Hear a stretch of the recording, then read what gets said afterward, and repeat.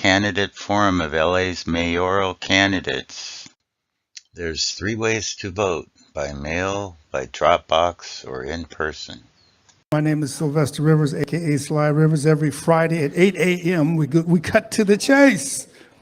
So what we do is we deal with political issues, and we don't put the mainstream corporate media in. We also like to thank this institution. This is the Harriet Tubman Center for Social Justice. Thank you, Maggie and John, wherever you are. I don't know if you're in the house right now, but we appreciate you so much. Matter of fact, all this is volunteer because of the love of the people. If anybody heard my show last Friday, I talked about 3 categories of people. There was 1, which is people who care for others. There's 2, I was in a debate and somebody said, y'all care too much for other people. They actually told me that. Then there's other people who care about themselves and a certain type of people. People in their category, like blacks, whites, gays, whatever. I'll accept them, but I don't like you, I want to kill you. Then there's those people who don't care about anybody except self. You like yours, what is it, number 46? Like 46. Only me, that's it. We also like to thank Charlie. He's live streaming it. And so let me see if I get all. We like to thank Aki Bamboo for donating the food. And who am I missing? Okay, so what we're going to do, if y'all would take your places, we're going to start this program. This is a Los Angeles mayoral debate, or excuse me, forum.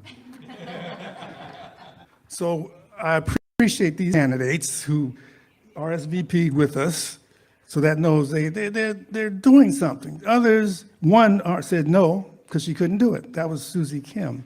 Then others just ignored us. Why did they ignore us? Because they think they got that kind of power. They think they're ahead, so they don't have to interact. They don't have to get, if I'm running and I believe in myself and the people, I'll go anywhere and debate with anybody. I'm not trying to pick and choose because they're probably getting paid. Anyway, let me introduce you to our questioners, people asking the questions. Is that a word, questioners? We got, I'll start with the lady on the right. That's Jan Robinson Flint. She's the executive director of the Black Women for Wellness. Give her a hand. Come up, son. Then we have, that's Charlie Wilkin. He's also a member of KPFK. He's doing the live stream and all kinds of stuff. I appreciate him. Give him a hand, yeah. And then we have Dino. He does a program on KPFK called The Signal. And I invited him because he does have a lot of politicians here. Not politicians, but he has politicians on his program. So I'm happy about that. So I wanted him to be part of our questions. What I'm going to do is have the candidates introduce themselves, because on radio, you don't see them.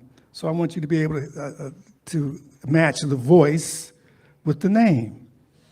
Make sense? Yes, it does.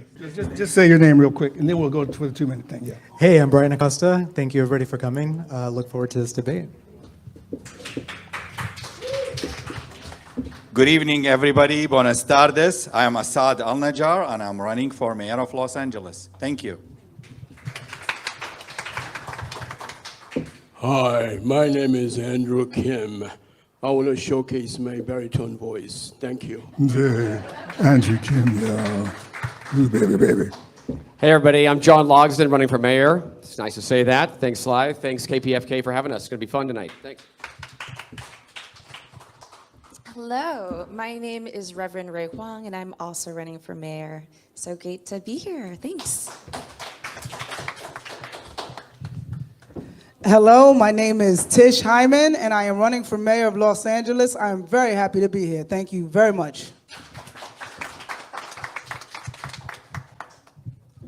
Hi, everyone. My name's Andre A. Salivra, and it would be my pleasure to serve you as your next mayor for Los Angeles. All right, so how this is going to work, we're going to start. We have our timekeeper out there. Each candidate can come up and give a 2-minute overview or synopsis of their candidacy. So I'm going to get out your way, and we're going to start with Andre, come up, introduce yourself again, and Well, thank you to KPFK and everyone who's showing up here today. Truly, thank you for your support, for supporting grassroots candidates, not just millionaire, billionaire interests who are buying their way into our elections. I think it's a real indictment on Karen Bass, Spencer Pratt, Nithya Raman, and the other candidates who aren't joining us today because they're not here for the people. My name is Andre A. Salivra, and I'm running as a grassroots candidate for working class people of Los Angeles. I was born and raised here in LA. This is my home. My grandfather came here from Soviet Ukraine, escaped the Soviet Union in the 1950s, brought our family here so that we could have opportunity that there wasn't in the Soviet Union. Our family struggled growing up. I was in foster care as a youth. I was bouncing between my aunt and uncles and grandparents' places. It was tough growing up as a second-generation immigrant here in LA. I was even homeless myself as a teenager here in LA at 19. But I fight. I do not ever give up, ever. I fight. It's in my blood. We're Ukrainians. We don't give up. So I pushed. I went through community college, got myself enrolled, got $3,000 in Pell Grants. It changed my life. Got myself into an apartment, worked full-time, transferred to UCLA. I graduated near the top of my class. And I had options to go to other schools on the East Coast, some Ivy Leagues. I chose UCLA. Why? Because I wanted to be a product of the public school system here in LA. This is my city. This is my home. This is who I represent. So now I'm fighting for working class people because that's who I am. Every dollar that I've ever earned is my own. I've worked for everything that I have. And I'm good at what I do. I'm an engineer by trade. I think I have the right skills, experience, and also the right just values for this job. As a working class Angelino who understands our people, who's been homeless here in the city, who understands what it's like, I'm proposing solutions that no other candidate's talking about, right? Dormitory style housing for the homeless. We're gonna convert underused commercial office spaces all throughout the city, 500 units at a time, getting people off the streets, and then creating wraparound social services, mental health treatment, jobs training and placement, addiction counseling. Then we're also going to save Hollywood. This is really important, right? We're going to bring back Hollywood entertainment jobs by closing off Hollywood Boulevard and Broadway, historic Broadway, to pedestrian traffic, making sure that people can come from all around the world to see where entertainment is made here in LA, revitalizing our tourism, revitalizing our Hollywood entertainment workers, and making sure that we have tourism dollars coming into our city to support our city. Learn more for me about 2 me at minutes. andreforla.com. Thank you. Hello, everybody. How you doing today? Awesome, awesome. First, I would like to thank I'm so sorry, KPFK for hosting this wonderful event. I'm honored to be here. Thank you so much. And I'd also like to say thank you to my fellow candidates for also being here. You guys each represent something that we all deal with every day as Angelinos. And I also want to commend you all for stepping up and running, because I know it's not easy to do this. I know it's not easy to do this. So my name is Tish Hyman, and I'm running for mayor because we are dealing with a public safety crisis, we are dealing with an affordability crisis, and we are dealing with a housing crisis as well as a trust crisis. We do not trust our government. And we do not trust our government because we don't see people in our government who speak to the problems that we are facing every day as Angelinos. I came here from New York City in 2010 to pursue a writing career and a songwriting music career, and I'm successful at that. I started a small business, and I'm successful in that, and I watched everything unravel as the city fell apart around me. This is not a reality show. This is reality showing up on our front doorsteps, and no one is coming to save us. We have to save ourselves. We have to come together. I am here in leadership to stand aside with you and fight for fiscal responsibility, to fight for public safety, because we cannot live in lawlessness and fear anymore. I'm telling you right now that we need to come together in compassion, empathy, and common sense. We need to leave the parties outside, because right now we are just humans being affected by terrible policies. You can look for me at hymanformayor.com, HYMAN, 4, mayor.com. Thank you so much. Hello, friends. I want to be able to see your faces. Hi, I'm Reverend Ray Huang, and I am running for mayor of Los Angeles. I am a mother, I am a community organizer, I am a pastor, and I am a daughter of immigrants. My family moved from Taiwan to actually Germany and then Australia and then to the US. And I was born here in the US, and my parents arrived first with 2 suitcases and a kid in a country where they did not share the same language, did not share the same culture, and struggled. And they found their community in the church. And it was in that church that I found the village that we needed to be able to support each other, because it was an immigrant church. That is exactly how I was raised, is why I'm running today. The honest truth, friends, is that we are living right now in a deep culture of fear. It is what drives everything. It drives how we live. It drives how we work. It drives how we eat and how we sleep.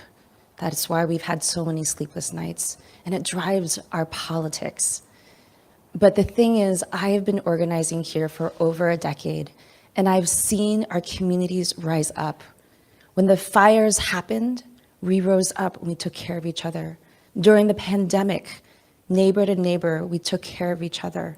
We rose up for real police accountability during the Black Lives Matter uprising, and we will continue to fight until we finally demand that those funds that are going to the police go back to the community for real safety. We are fighting for our lives, and this is the moment that we need real change. What makes me different than every other candidate out there is that we are fighting an established power of wealth that is going to the very top, and we need a restructuring of our systems for the people. Thank you so much.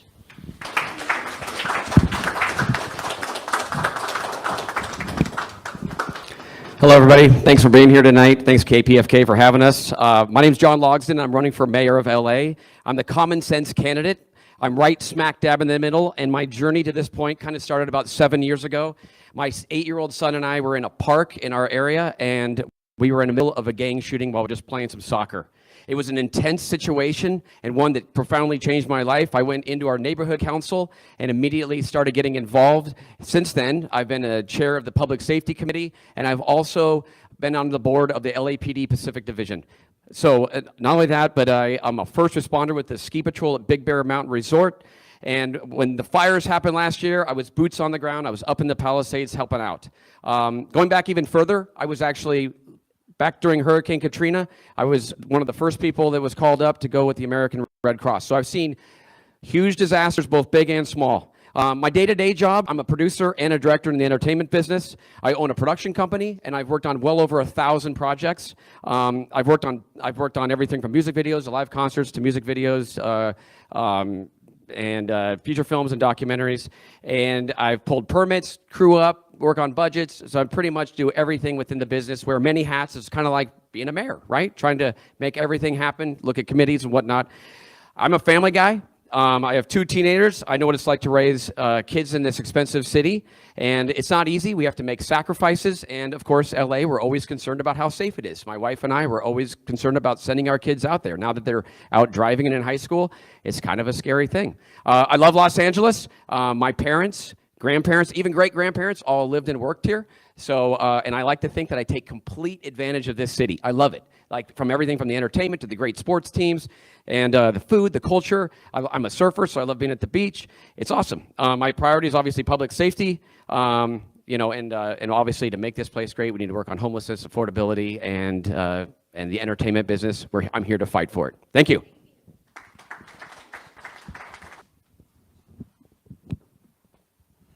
Hello, guys. My name is Andrew Kim, and I'm running for LA Mayor, office of LA Mayor. I was born overseas in Korea and came to the United States as a 14-year-old kid. I landed in a place called Southgate, which is right across from Watts, in the aftermath of Watts riot. That's 1974. In 1960s, we had a real division within our nation, racially and economically. So I saw that in person because when I was being driven from airport as a 14-year-old kid, I saw the buildings that were shuttered on the Century Boulevard. Now I guess it's a Obama Boulevard, but it is Century Boulevard back then, had all these shuttered, foreboding looking buildings. And I said, what is wrong here? What can I do? What can we do to make a difference? So anyway, I landed in Southgate, and there was a Firestone plant, which was a shuttered also. And I saw the problems that we are having as a nation. So I became an attorney. I've been practicing law for 30 years. And then I also organized or founding member of a Greater Wilshire Center Neighborhood Council. I also became the commissioner, county commissioner for Narcotics and Dangerous Drugs Commission. And also I served as judge pro tem. I think that my passion is my faith in Christ. I'm a born-again Christian. And at the same time, my passion is homelessness. And because homelessness drives me, I want a solution for all those people out there on the street at night. I'm going to start working from day one to make sure these people get the help. Thank you.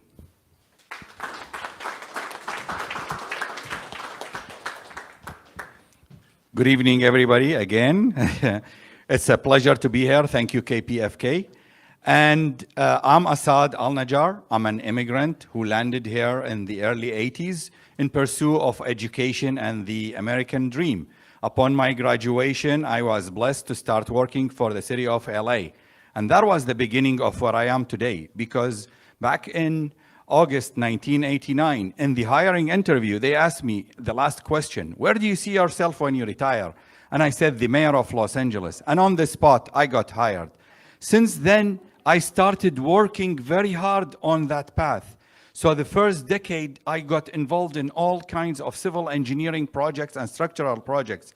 The transit system, the trains you see, the D line we just opened, a lot of these, I led the teams to get them there. I was blessed to work under Tom Bradley to begin with, and with the Reardon era, I started learning and working on the budget. The past 26 years, I'm a first responder. I work very close with LA Fire Department, the CERT team, and LAPD SLOs. Also, the past 11 years, I've been very involved with the interfaith to get all the temples, the mosques, and the churches to get together. We are united in faith. Our unique city is itself has a character that we don't have in any other city. And of course, with that, I became very active in LA versus hate.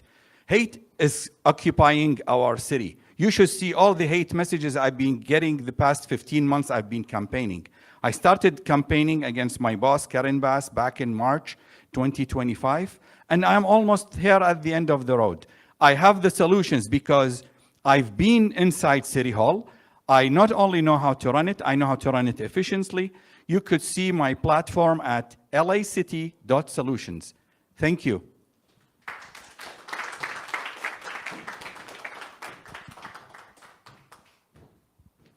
Hey everybody, I'm Brian Acosta, running for LA City Mayor. How many people in here are thriving? Exactly. I mean, Tish said it beautifully earlier. We have to be the ones to save ourselves, and that's why I'm running. My campaign is really all about setting people up for success and making sure that Los Angeles becomes that shining beacon that we all remember it to be. Because, you know, I was born here in LA. I've lived here most of my life, and I've just seen the city just completely fall from what it used to be.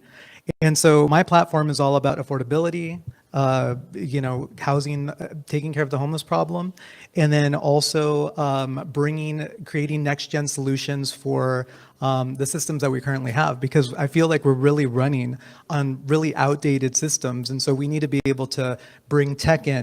We need to be able to, you know, take that that next generation thinking to be able to create the new systems for tomorrow so that we can be successful today. And that's truly the crux of my campaign. I love this city, and you know, I plan to stay and fight, whether it's on this platform or another one. I'm not going to give up the fight. And you know, I encourage you to check out my website to see the rest of my platform at acostaforla.com. Thank you. KPFK Media and Cut to the Chase present a candidate forum of LA's mayoral candidates. There's 3 ways to vote: by mail, by Dropbox, or in person. KPFK Media and Cut to the Chase present a candidate forum of LA's mayoral candidates. There's 3 ways to vote: by mail, by Dropbox, or in person. Thank you. All right. Now we're going to throw it over to our questioners. Jan, you want this is Jan Robinson Flint with the Black Women for Wellness. But at any rate, thank you, Sylvester. Thank you, Maria. So what I was going to say, and I think there are 3 mics up here that folks can answer questions with or be prepared to answer questions with. So Sylvester and I have known each other about 40 years. And we were having a discussion on El Hajj Malik El-Shabazz, Malcolm X, whose birthday would be celebrated on May 19th. And one of the great speeches that he gave was the ballot or the bullet. And he did that in Detroit in 1964, which was before the Voting Rights Act was signed.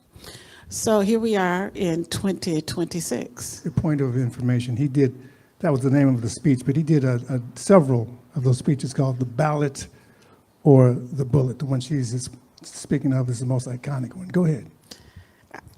All right, so then therefore I will get to the question as opposed to the prelude since there's been. So here we are in 2026, and once again, on a national front, we are having lots of challenge to people's voting rights, right? If we look at Tennessee, if we look at Alabama, if we look at Mississippi. And when we look at California, some of us feel we don't have a challenge to people voting, but maybe we do. Maybe we have 26% of the people who are undecided about who to vote for, perhaps because folks have given up on democracy. So what do you say to those 26% of the people who are still undecided? Yeah, great question. So the first thing that I'll say is stop voting for money. Right? This is the problem. We keep voting for money and we wonder why this city and this country isn't working for working class people, right? Karen Bass, establishment money. Adam Miller, billionaire money. Spencer Pratt, nepotism money, right? And these are the people, because they have money, they get visibility. I encourage everybody, look down ballot. These candidates, there's a lot of great candidates here. They're fantastic candidates. They deserve your vote. You should be considering them. Don't just look at the money interest. It's our civic responsibility to look down ballot, see who those candidates are that we can support and help raise them up, because that's how we win. People helping people, not money. So I encourage everybody, start looking down ballot, find a candidate that you like. They're out there, and support them. Get involved. An hour, 2 hours a month makes a huge difference to any of these campaigns, I promise you. It's more important, more valuable than money. So don't give up. Look down ballot, vote for somebody who really represents your interests, and I promise you, it won't be somebody who's coming from money. So that was what I would say to the voters. Anybody else want to hit that? When you come up, just say your name before you start the answer. Andre Solivra.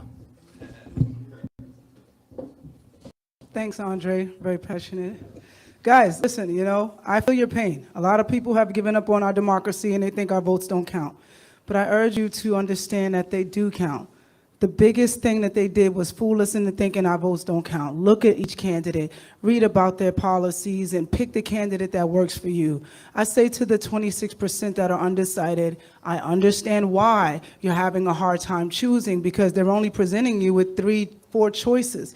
But there are plenty of people running for mayor who truly care about this city and who have plans. I urge you to go look at my website, which I have a focus on public safety with a regard on women's safety, because I'm very focused and concerned about women's safety in the climate that we have today. I'm focused on economic revival. Focus on candidates who speak to the needs that you have. But we're here and we're ready to fight. It's not easy to put yourself out here and run for mayor, but we're doing this because we care about the city. So to anyone who's feeling unsure or uneasy, I ask that you dig deep for hope, because it is there and we are here. We're here to fight for you.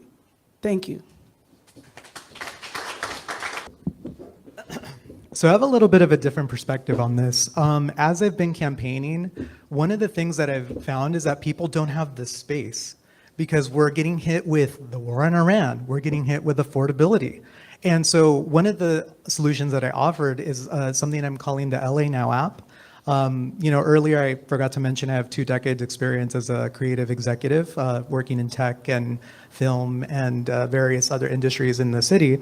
So I developed this app. And so one of the things of the app that I think is great is that it gives the space for it. Because how many people here could have shown up if we actually had push notifications on something for like a town hall? Or having better access to the candidates. Because they're right, there is so many good candidates up here that we're not seeing. So I really think that if we use technology to push accessibility, that's going to be a great way to get more people involved. And that's what I would be pushing for as mayor. All right, so this is Asad Al-Najjar. My platform is based on change and reform. I have a little of a cheat answer coming in from the wall when I came in. I was very impressed with what it's saying there. It says, I call for the people. I worship and kiss the land under their feet, and I will serve them the way they need. This is something really touched my heart, and I'm going to go by it, and I'm going to adjust my platform to that. We are here because we all love Angelenos. We are here all to serve Angelenos. We have a failed mayor. Yes, I see her every Monday and Friday, and believe me, if she listens to 1 in a million of what I say, she wouldn't be in the boat where she is. We have a failed councilwoman. She's lucky CD4 is running the way it is because the people she got know what to do. Right now, change is imminent. You need to find the people, such as myself, who's been building the city, and now they need a chance to maintain it for you, to bring it back to its golden age. Thank you very much. This is John Logston. Okay, yeah, to the 26%, this is what I like to say. I am the mayor that everybody wants, they just don't know yet. And I like to say that because, the media, they kind of just go for the top 3, top 4, top 5. And then everybody else is kind of just down here. And I know that firsthand, and I know a lot of us do firsthand. So for the 26%, I think you just got to do some research and look into it, because there's a lot of people that you're just not seeing at the top. And I also like the idea of ranked choice ballot voting, because I think that and if you don't know what that is, it's basically like you can vote for like 3 people, right? And so you maybe pick your top choice, and then your second choice, and your third choice. And then it kind of weeds out from there, because if everybody does it, maybe you get the first top play, the person that is in the media, but then other people are picking people down further down the ballot. So that's what I like to say. I know it's kind of a game, this whole mayor thing, and any election, so to speak. So I've learned a lot since I've been in it, and it's very interesting, so to speak. Thank you.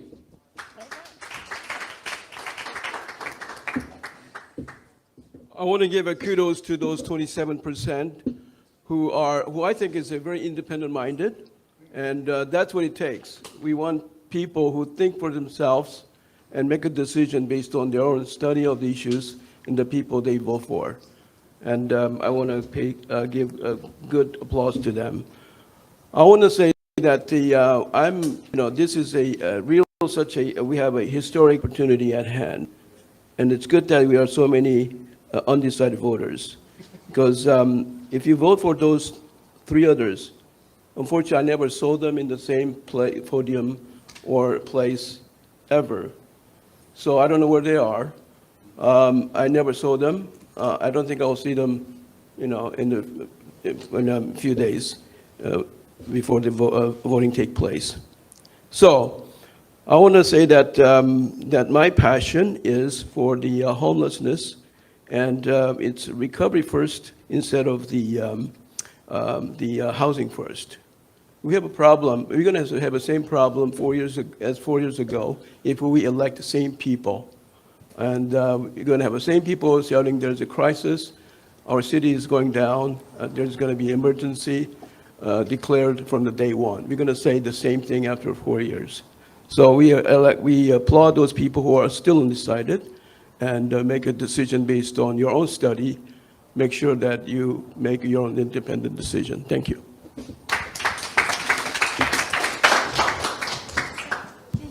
Clarification, how many percent you said this? I said 26, but who believes in polls? That's exactly what I was going to bring up. I'm Reverend Ray Huang, and the truth is, it's not that it's only 26% that's undecided. The truth is that 70% of Angelenos sat out of the primaries the last time we held this election. It's not that we have undecided voters. It's that we have people who live here who do not feel represented, who do not feel like this city belongs to them. Right now, what we need to do is to challenge the way that we are currently running our government and our systems, because it's not meeting the real needs of Angelenos. Our system is bent towards retaining power, hoarding power and wealth into the few. The reason why so many people right here have never been represented in politics, why we haven't been heard, is even in that poll you're talking about right now, did not even include our names, right? I believe my name might have been included, but. Loyola missed you. Yeah. Loyola excluded you. Oh, there we go. 100 students from outside Los Angeles. So here's the reality. We need a full-on change. And what that looks like is being able to put that wealth and power into our hands. And the way we do it is by fundamentally changing how we vote and make decisions in our city. And that includes participatory budgeting, where we get to decide where our money goes and how we make decisions in the city. Sorry for my time.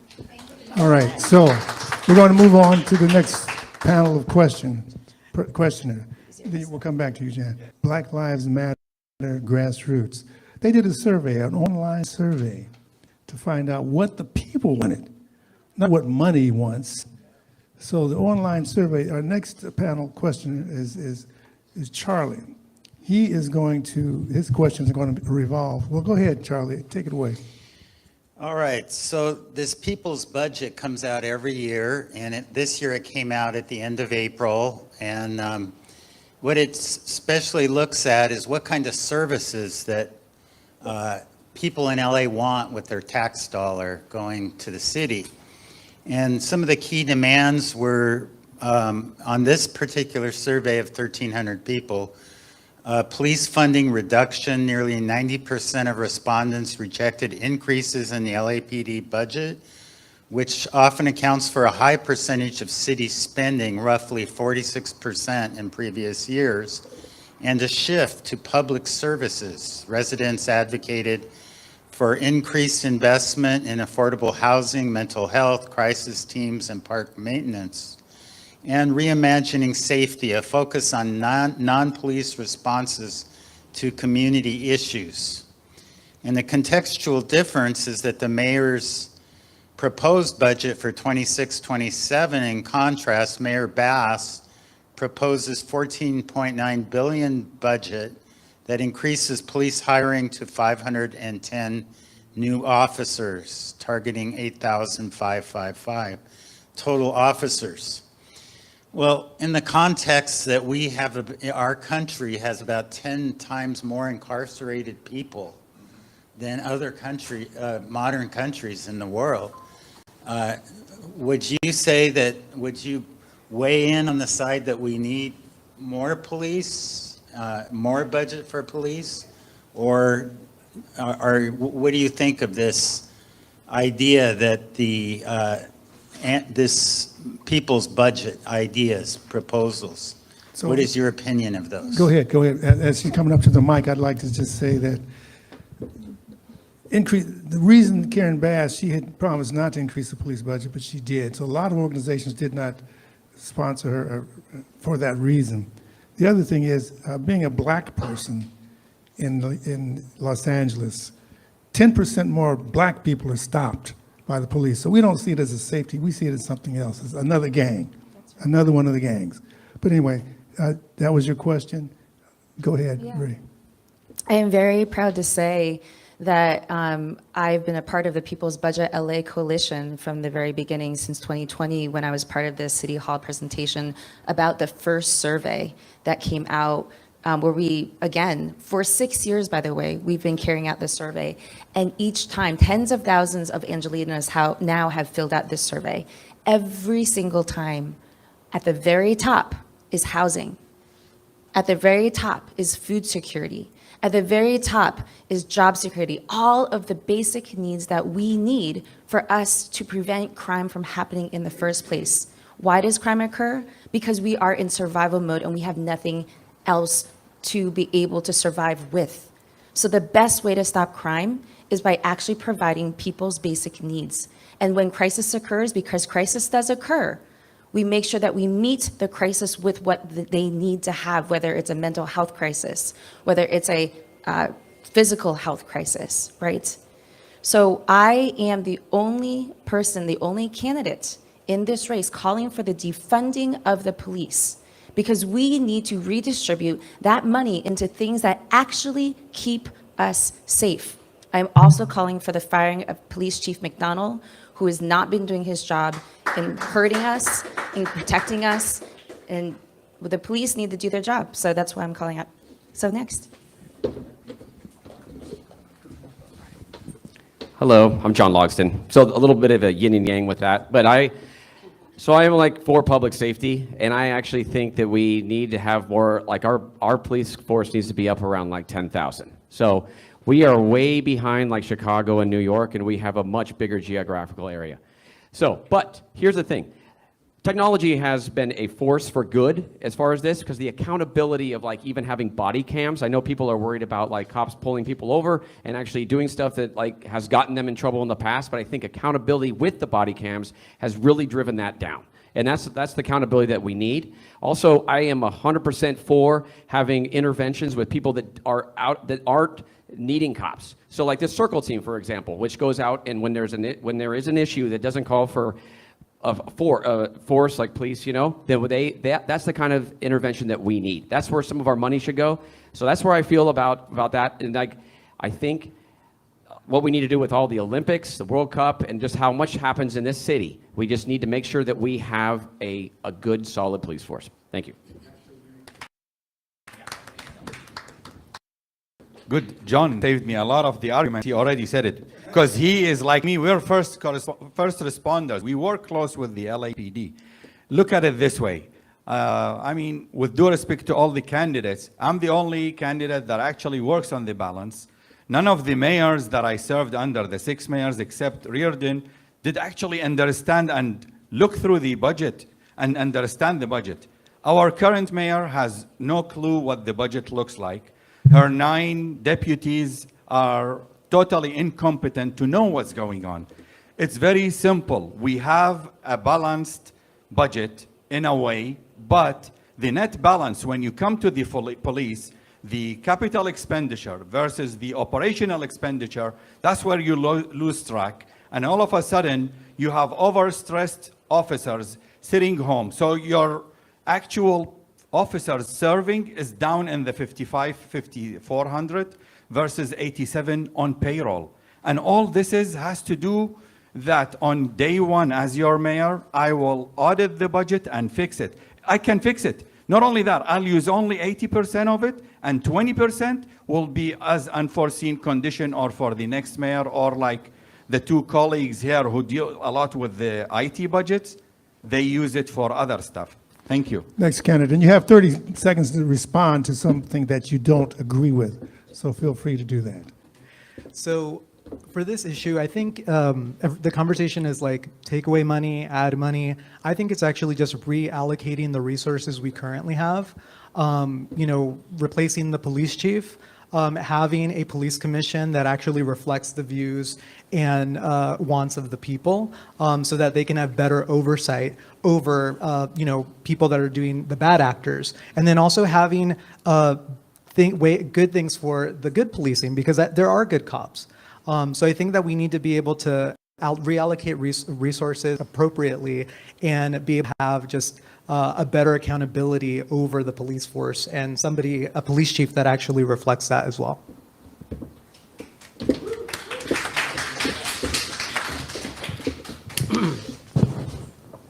Some of you may not know that John was a former police officer himself, so he has a little different opinion about that. I'm also in agreement with John that we need to increase the police presence.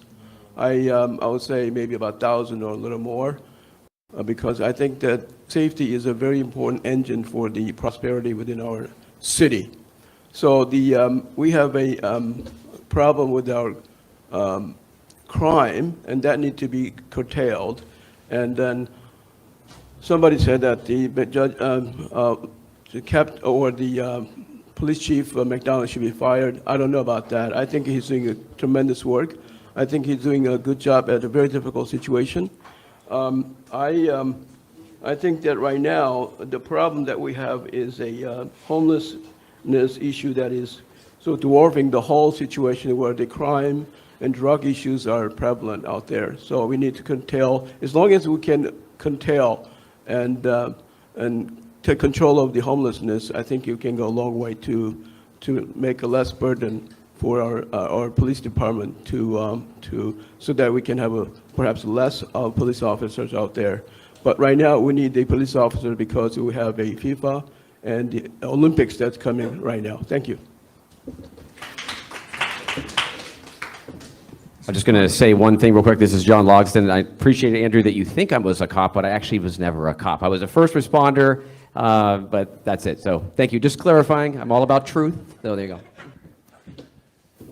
So look, I'm going to answer the question. Yes, I believe in a people's budget. I believe in civic assemblies. My name's Andre Saliva. I'm running to be your next mayor for Los Angeles because I'm representing the people of LA. It's our money. It's our taxpayer money. These politicians think they know better than us where our money should be spent. No, they don't. We need to fight for it. And this is why we don't support LAPD increasing their budgets. Why? Because we see that LAPD has a culture problem.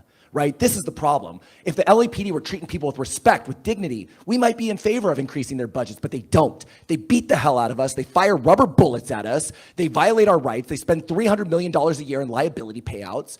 It's a culture problem, and McDonald's responsible for that, and so is the mayor. Right? As mayor for Los Angeles, I'm going to reform culture at LAPD. I'm going to make sure LAPD knows they work for us. They respect us. They treat us with dignity. Even if you're a criminal, you get treated with dignity. Right? That's important. Right? That's justice. That's what our police need to stand for. And so, yes, I believe in making sure that our police are held accountable. We will not increase their budget until they treat our people better, period. Thank you. So guys, I wanted to go last because I'm not an engineer, but I grew up in the Bronx, New York, in an under-policed area on welfare. And I don't believe we need less cops. I think defunding the police is the opposite of what we need to do. We need law and order and accountability. Now listen, we are in a new day where there is technology that can hold officers accountable. We can do better training. We can reallocate money into training so we have less liabilities and they know how to do their job better. But I grew up in a neighborhood where there were no police, and it was scary, it was dangerous, and it was very hard to get them to come out and service my area. When you defund the police, I believe that the poorest neighborhoods suffer because Beverly Hills is not having this problem. West Hollywood is having less of a problem. There's going to be police there. But we need to make sure that our police are trained properly, the funds are allocated properly. We also need prevention programs. What stopped me from turning to crime is having after-school programs. It's those programs that gave me insight and gave me inspiration. There's a balance here that we need. We don't need less police. We need better trained officers. We need better emergency response services. We need to be safe in our communities. So I don't think defunding the police is the thing I support. Reallocating funds and making sure our officers are trained and making sure that the people who need it most get the safety and the help that they need. Thank you so much. I'm Tish Hyman. Just a clarification, it's not to just defund the police, it's to reallocate the money so it goes to other things.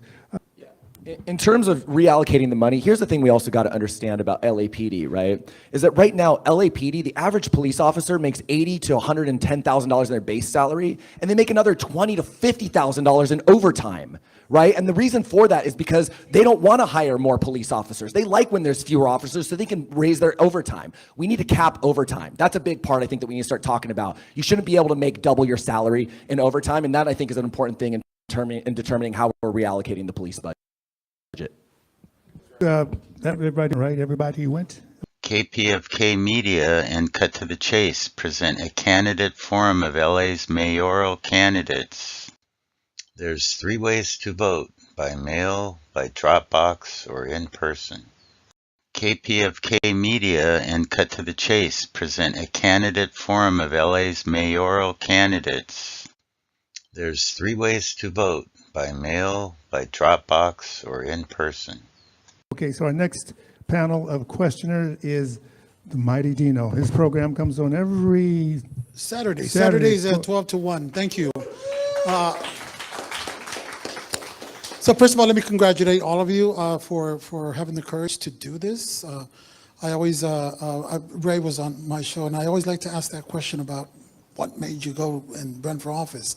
So props to you all. I want to give a little context to my question, and this is going to speak to you all as you face the challenge of one day becoming a public office holder. And that's this. Around 2010, the city of Los Angeles, the county of Los Angeles, started picking up the dubious distinction of being the wage theft capital of the nation. Today, the county of LA is still the wage theft capital of the nation. On average, $28 to $30 million are stolen every single week, a majority of which is impacting immigrants, other migrants, women, people of color.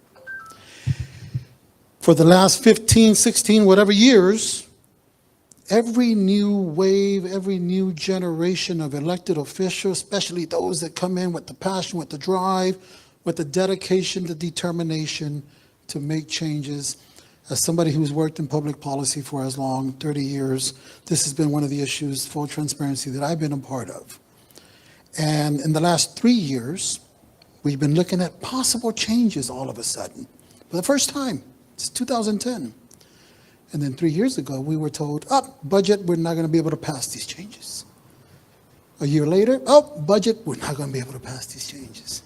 And all of a sudden, I found myself saying to my colleagues in the public policy arena that I work in, yeah, we're going to keep going as the wage theft capital of the nation. Here's where I'm getting at.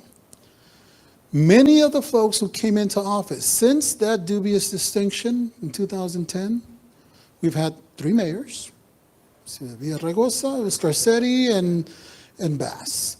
We've had dozens of council members, some that turned out, new ones that came in, some won, some lost. And again, every once in a while, you'd get somebody to say with passion, that's going to change under my watch. And here we are, 2026, and we still hold that distinction. At some point, everybody who previously said, I'm going to make that change because that's ridiculous, came up against one universal truth. You're walking into a system. I think it was Ray who said, we need to change the system. But once you go into the machine, Assad, you find out the reality, and I've heard it firsthand from elected officials who've said, Dino, it's not as easy as I thought it was going to be.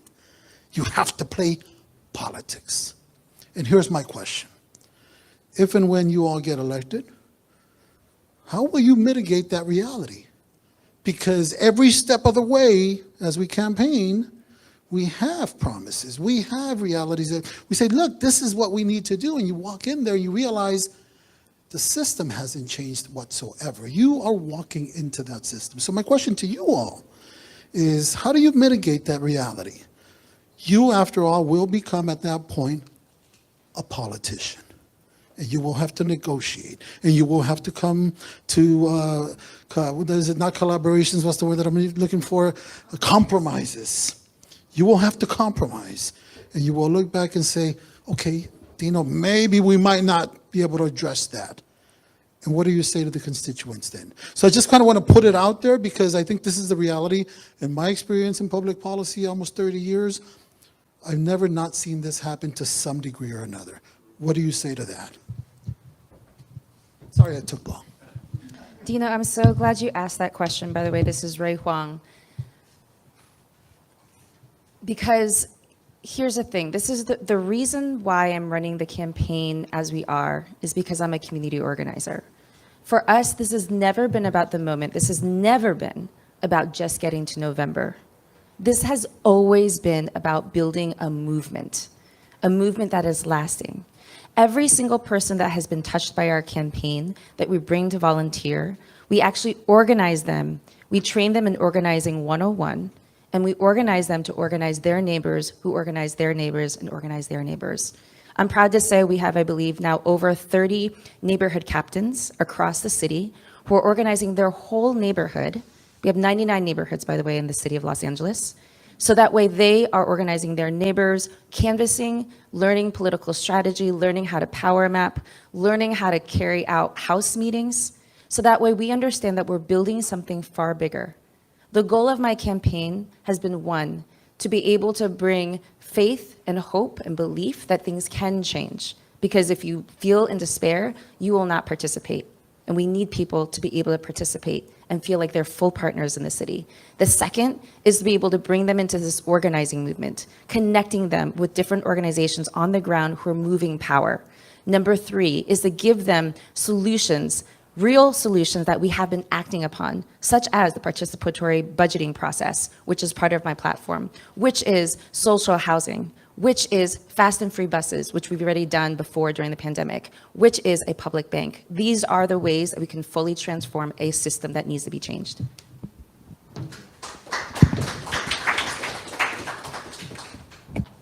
Oh, systems. I say let's reset the system. That's what I'm going to do in my LA Now app. One of the big things that I'm a big proponent of is having a digital bill of rights because, you know, we have advanced so much with technology. But until Congress gets their act together, my LA Now app is the next best thing. Imagine having a world where we could have a Yelp type review system that works in real time for all of our leadership.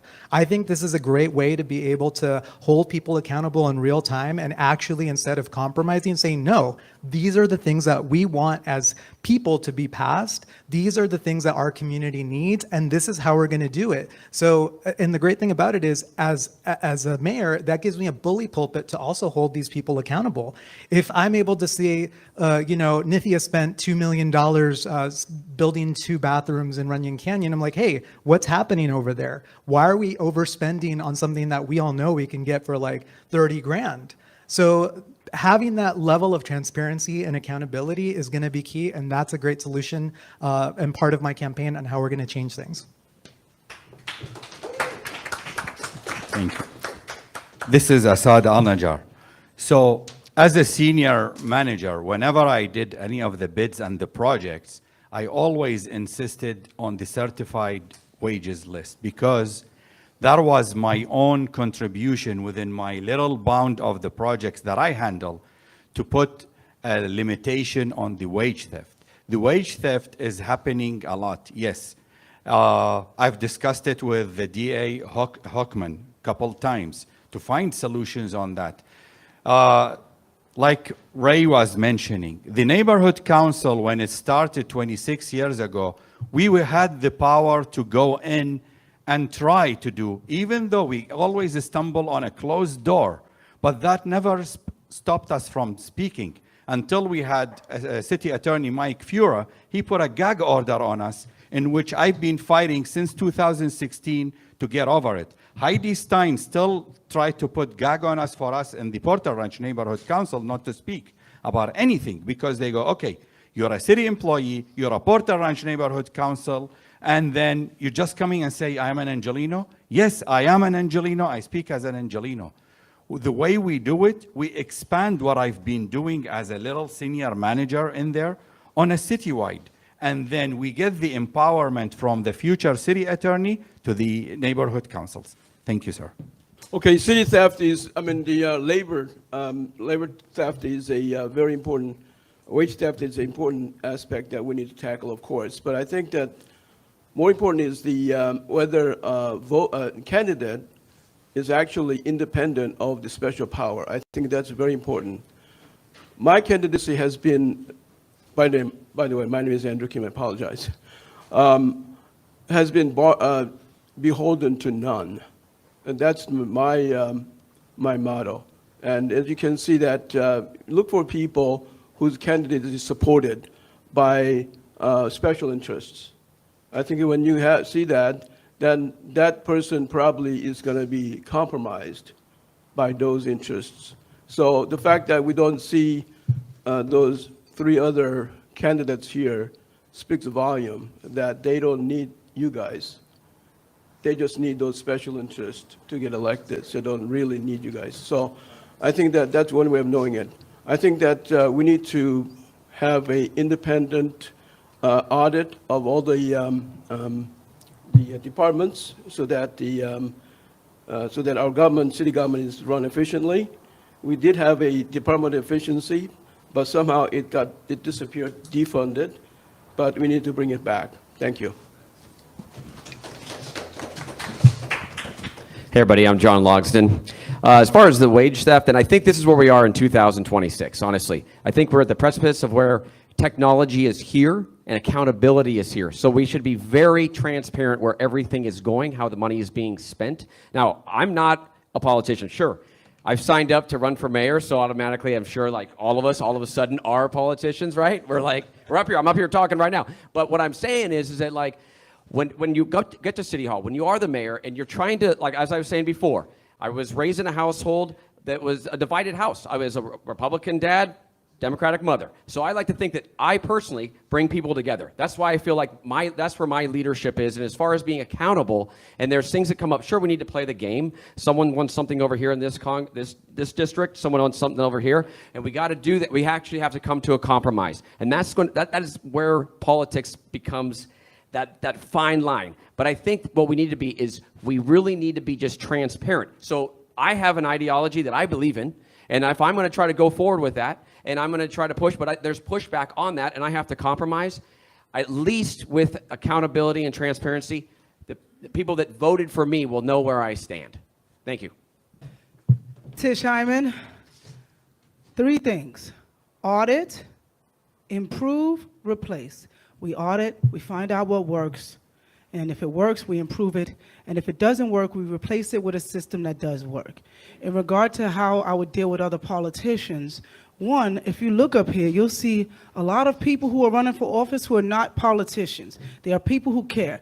And these are not the only candidates that are coming up and trying to get into seats. There are a lot of council seats that are coming up right now, and really people who care are there. So what I'm counting on is going into a city council, because we have a weak mayor system. So no matter what I want to do, I have to work with the city council.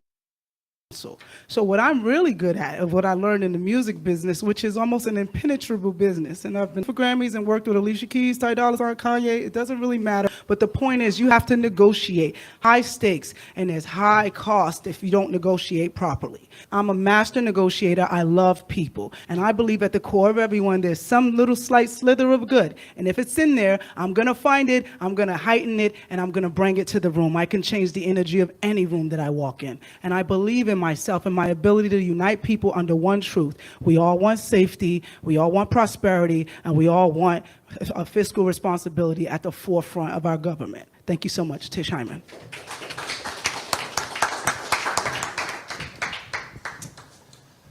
Thank you. My name's Andre A. Salivra, running for Los Angeles mayor. So, wage theft, it's a problem, right? We need a system that actually works, right? We keep hearing this. The system is broken. The system is broken. I'm literally a systems engineer by trade. I'm one of the top systems engineers in the entire United States. I've been doing it for 15 years.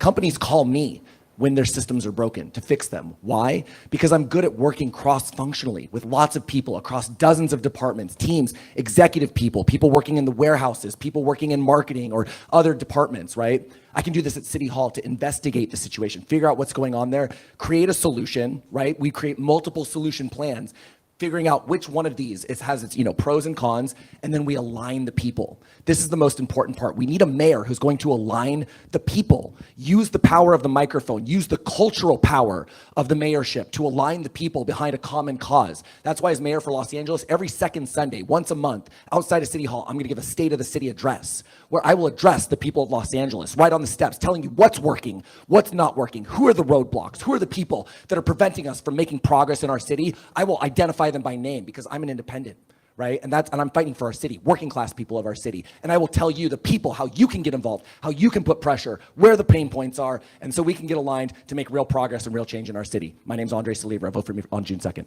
Thank you. Easy. But I want to look at the question of safety. Now I want to ask a couple of candidates who had opposing views to come up with the policing thing and redoing the budget. I think you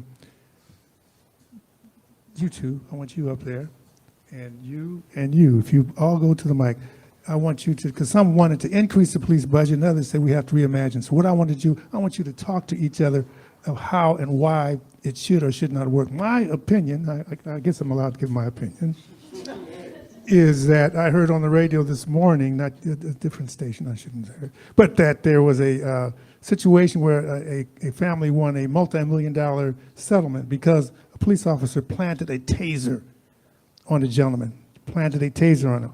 And he said, oh yeah, my life was in danger, blah, blah, blah, blah, blah, blah, blah.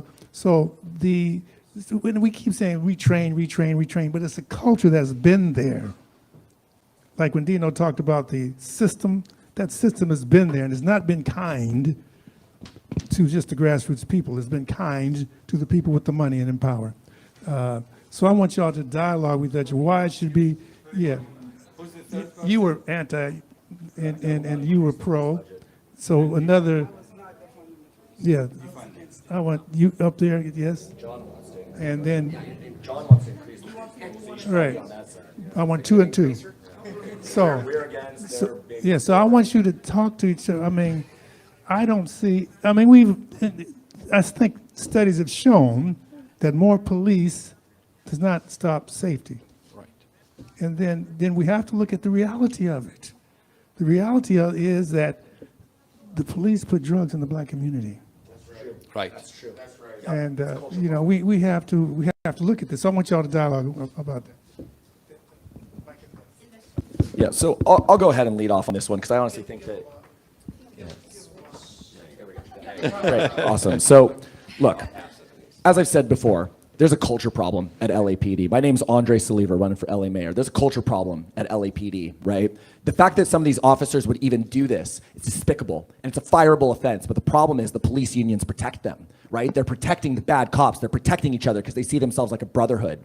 We need to make it expensive to be a bad cop. I'm actually personally in favor of professional liability insurance for police. We're going to stop paying for the liability payouts of our LAPD. When they commit infractions, when they're violating our rights, when they're hurting people, it's going to start coming out of their pocket, right? We're going to make sure that they have to buy professional. And look, we can even give each one of them $5,000 a year. Go buy your insurance. If you're a good cop, it might only cost you $2 or $3. If you're a bad cop, it might cost you $10, $20, $30,000 a year to be a bad cop in LA. And that needs to be known because then the police unions can't protect them. Then their own pocket is going to hurt. And that's how we're going to fix this situation. Okay. So basically in any entity, there is the good, the bad, and the ugly. For me, being an immigrant, in the 80s, my first encounter with the police was like, hey, camel jockey, why are you speeding in your car?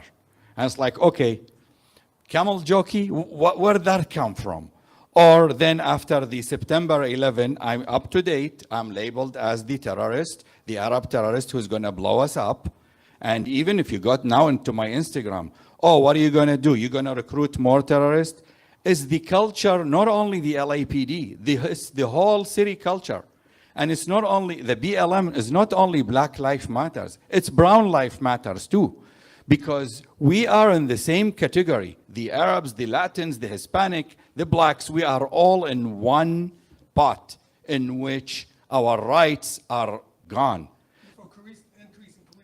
I'm for balancing. Do you see, there is net balance. Look, we cannot have no law or an order. We need police force for speeding, for safety, for whatever is going. Look, the crime, whoever is doing the crime can be any color. Who's ever selling whatever it is, who's ever stealing, can be white, can be brown, can be black, can be anything. So you need a system. I'm for balancing it. We lost the civilians. John and I volunteer so that we fill in some of the work. Oh, okay, I'm sorry. I thought it's an open discussion. I wish, yeah, okay. Sorry, I'll give it to John. Ray, go first. Okay, we'll just go. Sure. I mean, the thing is, the history of the police, where they come from, is from slave catchers. Right. That is the history of the police. Who are the police protecting? What is the police trying to protect? Anybody know it there? Private property. That's right. Capital, private property. So if the police is meant to serve people, they're not, that's not what they were meant to ever do. That is the history of police. And we've seen it here in the history of Los Angeles, how corrupt, how historically racist classist, homophobic, transphobic, all the sexist, all the things, you could name them, right? And so what we need to do, what Black Lives Matter is inviting all of us to do, is to reimagine what real public safety actually looks like and feels like. Because the Black community, out of all of our communities, including the Indigenous community, we are the ones under threat. They are the ones dying on our streets. And so in what way do we have a gang, an office, a department dedicated to killing our own? You want to talk about real safety? Let's talk about the fact that we have less police officers than we've ever had, and we have lowered homicides. Crime's down. And we're still increasing our police budget. Why? Because the Olympics are coming here, and they're here to protect the capital and the power and the wealth of those who come and see us, this city of ours, as a playground. Well, enough is enough. Let's reimagine what real public safety looks like, and that means having people's needs actually met. And real quick, I just want, okay, please Well, applaud. okay. That's great. Please Does applaud. it work? And I Okay. really, real quick, I just want to add real quick to that. She identified something that's really, I'm just going to add a quick second, something that's really important. We need to make sure that there's also an educational component, mandatory education, right, for our LAPD, because let me tell you, 2 times so far on this campaign, while I was flyering in public, doing my First Amendment right, LAPD cited me. I was cited by police officers twice because they don't even have enough education to do their job. So I think that's important too. Here's the thing. This is amazing. Sly, thank you for having this. What's that? Oh, yeah, I'm John Logsdon. But thank you, Sly, for having this little discussion right here. Okay, we live in Los Angeles, right, which has the crazy history of the LAPD and police. Probably out of anywhere in the world, maybe, right? So here's the thing. I wish there was no cops. I think we all do. None, zero. But unfortunately, we do need law and order because there's people stealing stuff. There's things just going on. I wish it was just all kumbaya and love and butterflies, but it's unfortunately not. And so we definitely need law enforcement. Now, I am all for, like I mentioned earlier, for having like when not everybody needs to be doesn't need to be a badge that shows up every time there's an actual incident. It could be somebody else is coming in like a negotiator that makes things happen. Like I mentioned, the circle team. But we still definitely need to have police in this society in LA. One day, maybe way down the road, we will get back to where we need to be, and we don't need police. But right now, we do. Thank you. Yeah, I think, Ray, I think you belong in Soviet Union. With all respect. And this is Andrew Kim speaking. I think that right now the fundamental part of American tradition is life, liberty, and property, private property. Yes. And all races have a private property, not only whites or Asians.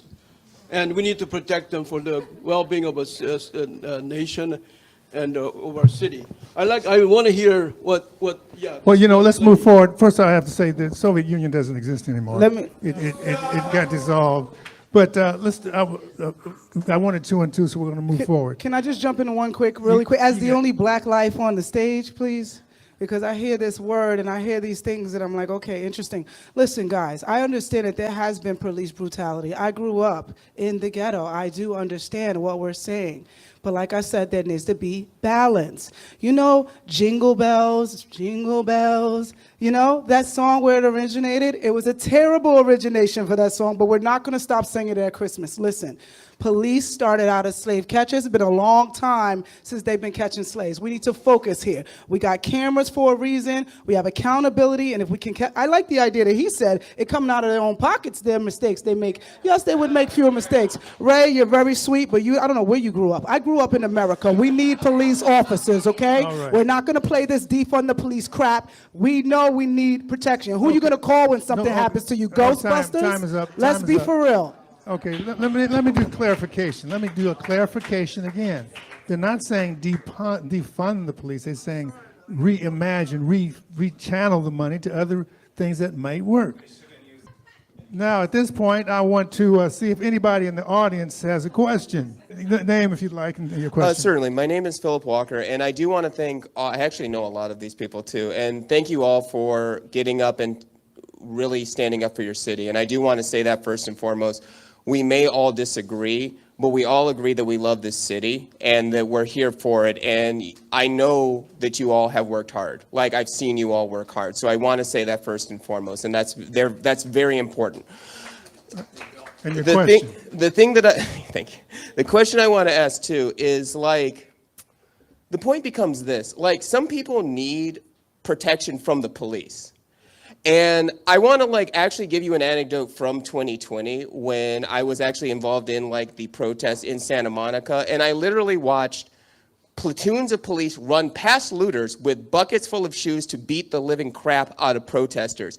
My question becomes, can people actually acknowledge that there is a problem with policing, that this country was built to oppress black people, that the slave catchers, and yeah, there are still slaves, to be clear. Look up the 13th Amendment. So can people actually acknowledge that? And they talk about this and that and Brown and all of that, but can you actually acknowledge the way that this country is constituted to keep people of color and black people down, to brutalize them, and to cloak it in wording like safety, like law and order? Can you acknowledge that? Okay, here we go.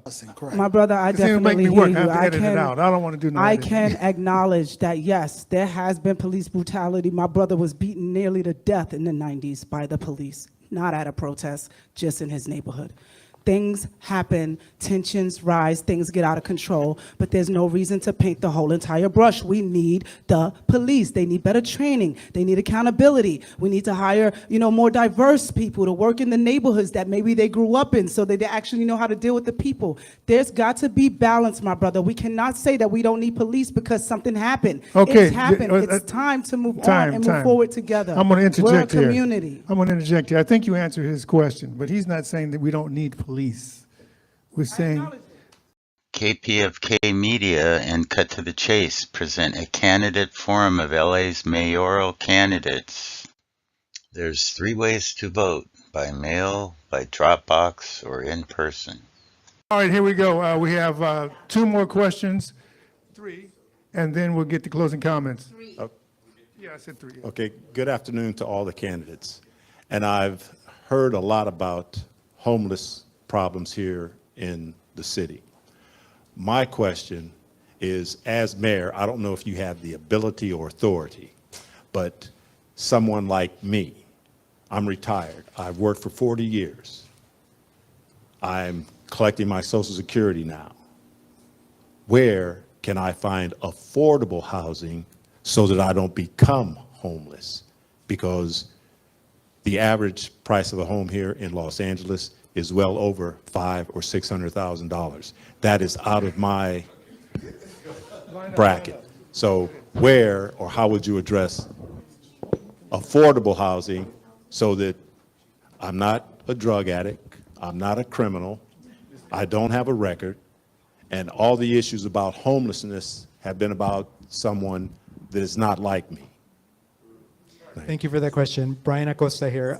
So I think it's a layered thing because right now also what's happening, why, when people become homeless that are, working individuals, because there's a lot of people that are working poor, it's really hard to get back into housing because it's so expensive. Who has $8,000 off, just to get into a place? So one of the things I want to do is I want to have a layered system where people can, if you're a good renter, maybe you only pay the first month's deposit, you're able to just access a home more easily. Also, I want to push co-op housing where we would have studios, 1 bedrooms and 2 bedrooms for like, $200,000, $400,000, and $600,000, where instead of renting from somebody, you'd be able to build equity. And the great thing about co-op housing is that it'd be non-speculative so that future generations would also be able to have permanent affordable housing. Thank you. Yeah, this is Assad Al-Najjar.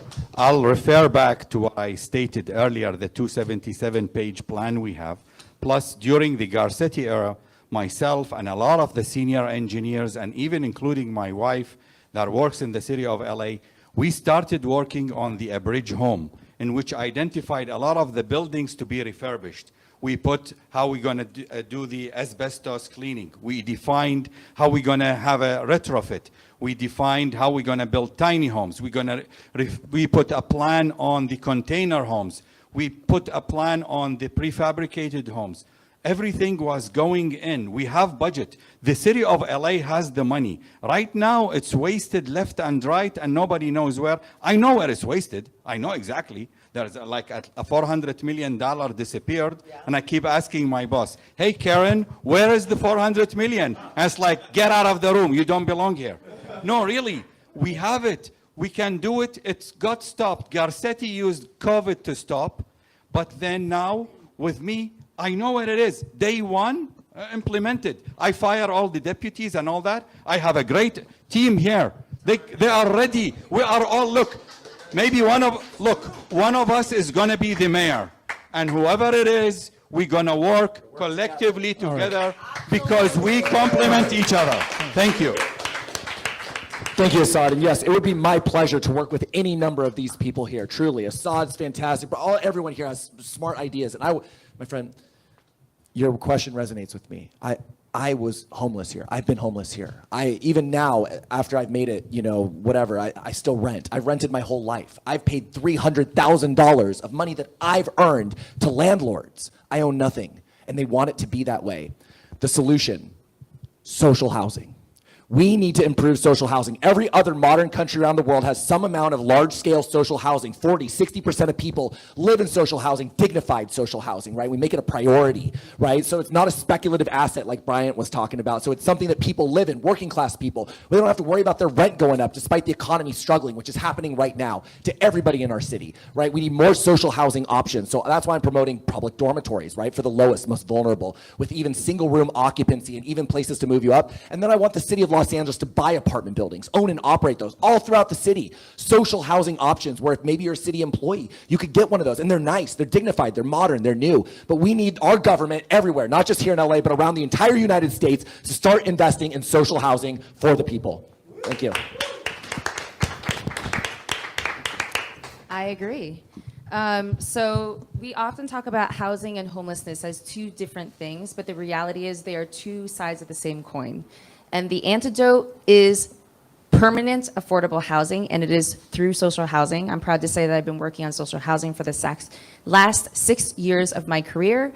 I've helped pass a statewide bill that is a study bill on social housing in the state, so we can identify what strategies and solutions we need for the state to be able to build out the infrastructure we need to expand social housing in the state of California. I sit on the advisory committee of the state, and over the last 6 years, I've been also supporting our Measure ULA, which is now revenue for social housing, which is right now being under threat and under attack by Mayor Karen Bass and also Councilmember Nithya Raman.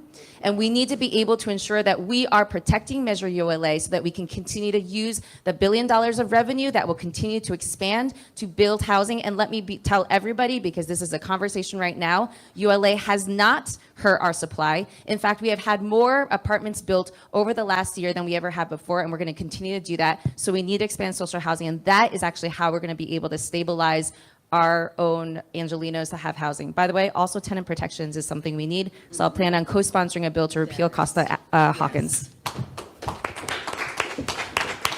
I want to answer his specific question because his question was about him as a man who's aging and living off of Social Security.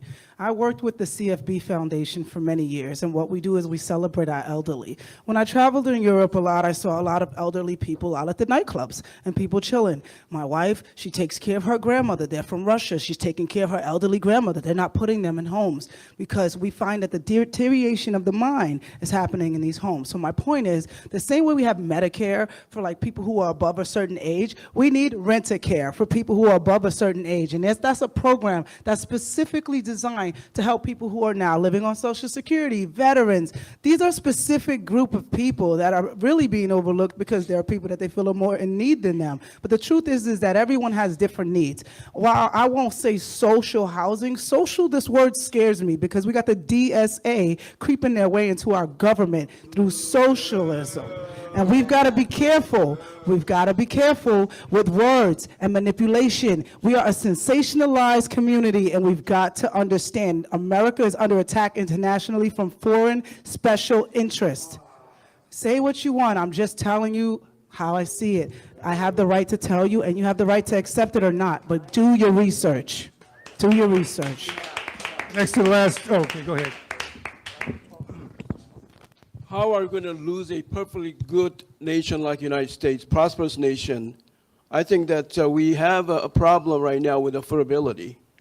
When we have so many of these houses and even necessities in daily lives, food, all that is so expensive these days. And I see so many people are having difficulty.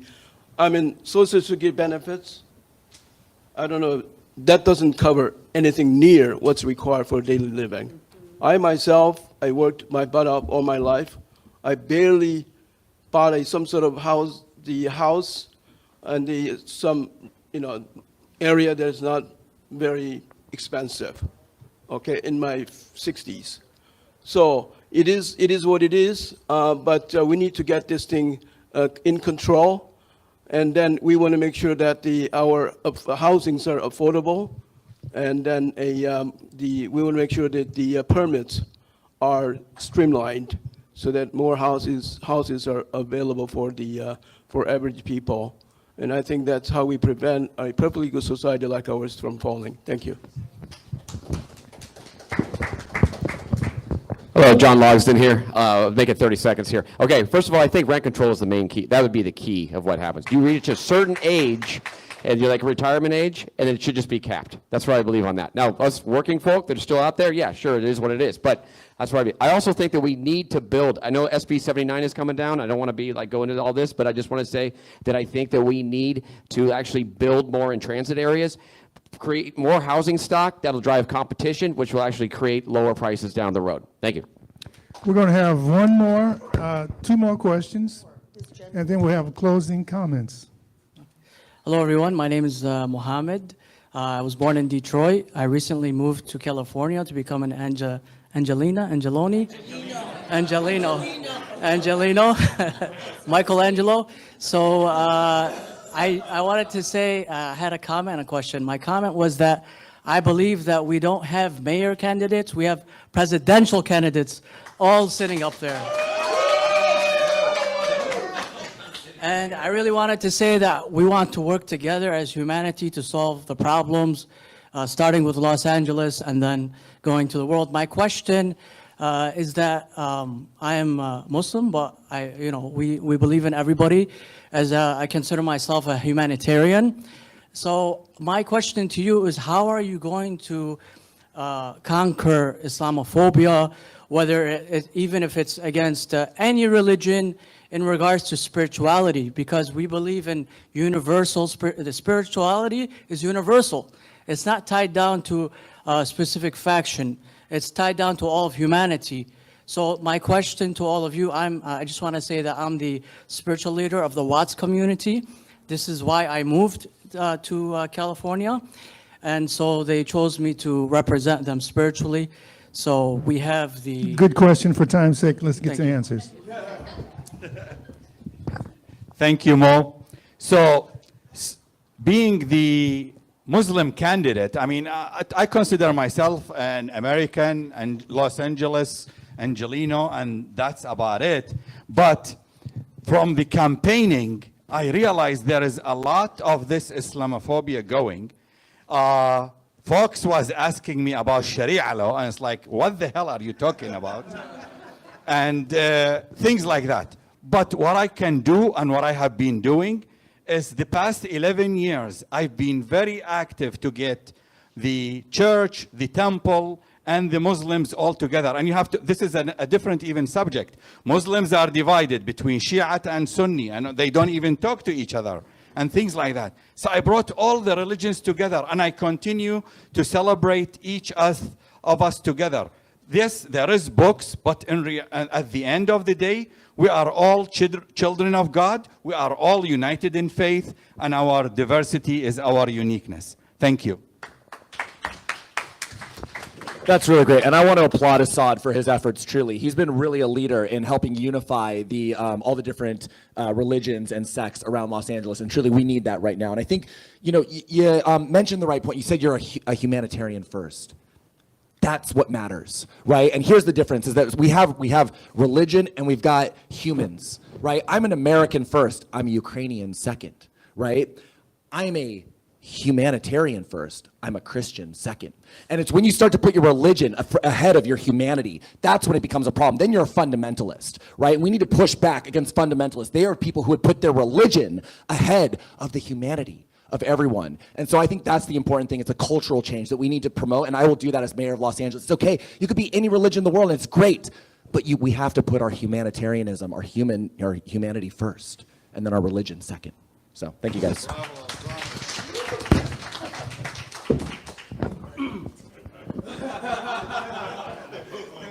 My name is Andrew Kim, and I want to remind you that there's a way to tell the good religion from bad religion. Okay, you see the fruit of what they're teaching, the fruit of their product. You see the product. If it's good, 9 times 10, it's good religion. I say to the Muslims, do the good work. Do the good work for the community. Raise your children correctly.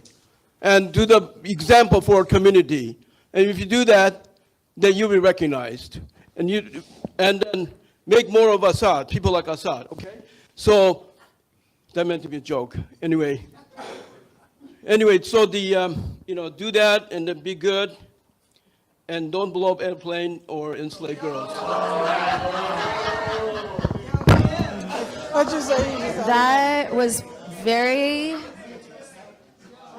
Islamophobic right there. Sorry, I was going to speak, but now I feel like I just need a moment to process what just happened on a radio show. Woo. I gotta say, in the Harriet Tubman Center when you're here, no anti-Muslim stuff, no anti, no. Don't play that here. Anything. All right,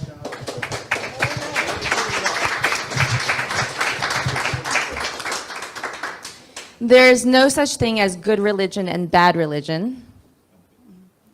There are people of faith, all of us. Whew, sorry, I am still processing, y'all. I am a pastor, and I have been working my whole career around bringing different faiths together, whether you are somebody who considers yourself a person of faith or not, to be able to figure out where and how we are moving to build and to challenge and to change this world together. And that is the only thing, that is exactly what we need to do to be able to combat Islamophobia, to combat anti-Muslim sentiment, to combat anti-Semitism. These are all the ways that we need to come together. So we do have to actually spend time together. I spent time in the West Bank myself. This is why I am for Palestinian liberation, and I feel very strongly about it. And so the ways that we can be able to bring ourselves together is that we have to actually create third spaces. And this is why actually something like fast and free buses, I actually see as a way to be able to bring our communities together, as well as creating more opportunities to continue to build with our faith communities to solve our problems. And so I've actually been very active in this for a long time, working with Clue, working with LA Voice, and I will continue to do that as mayor of Los Angeles.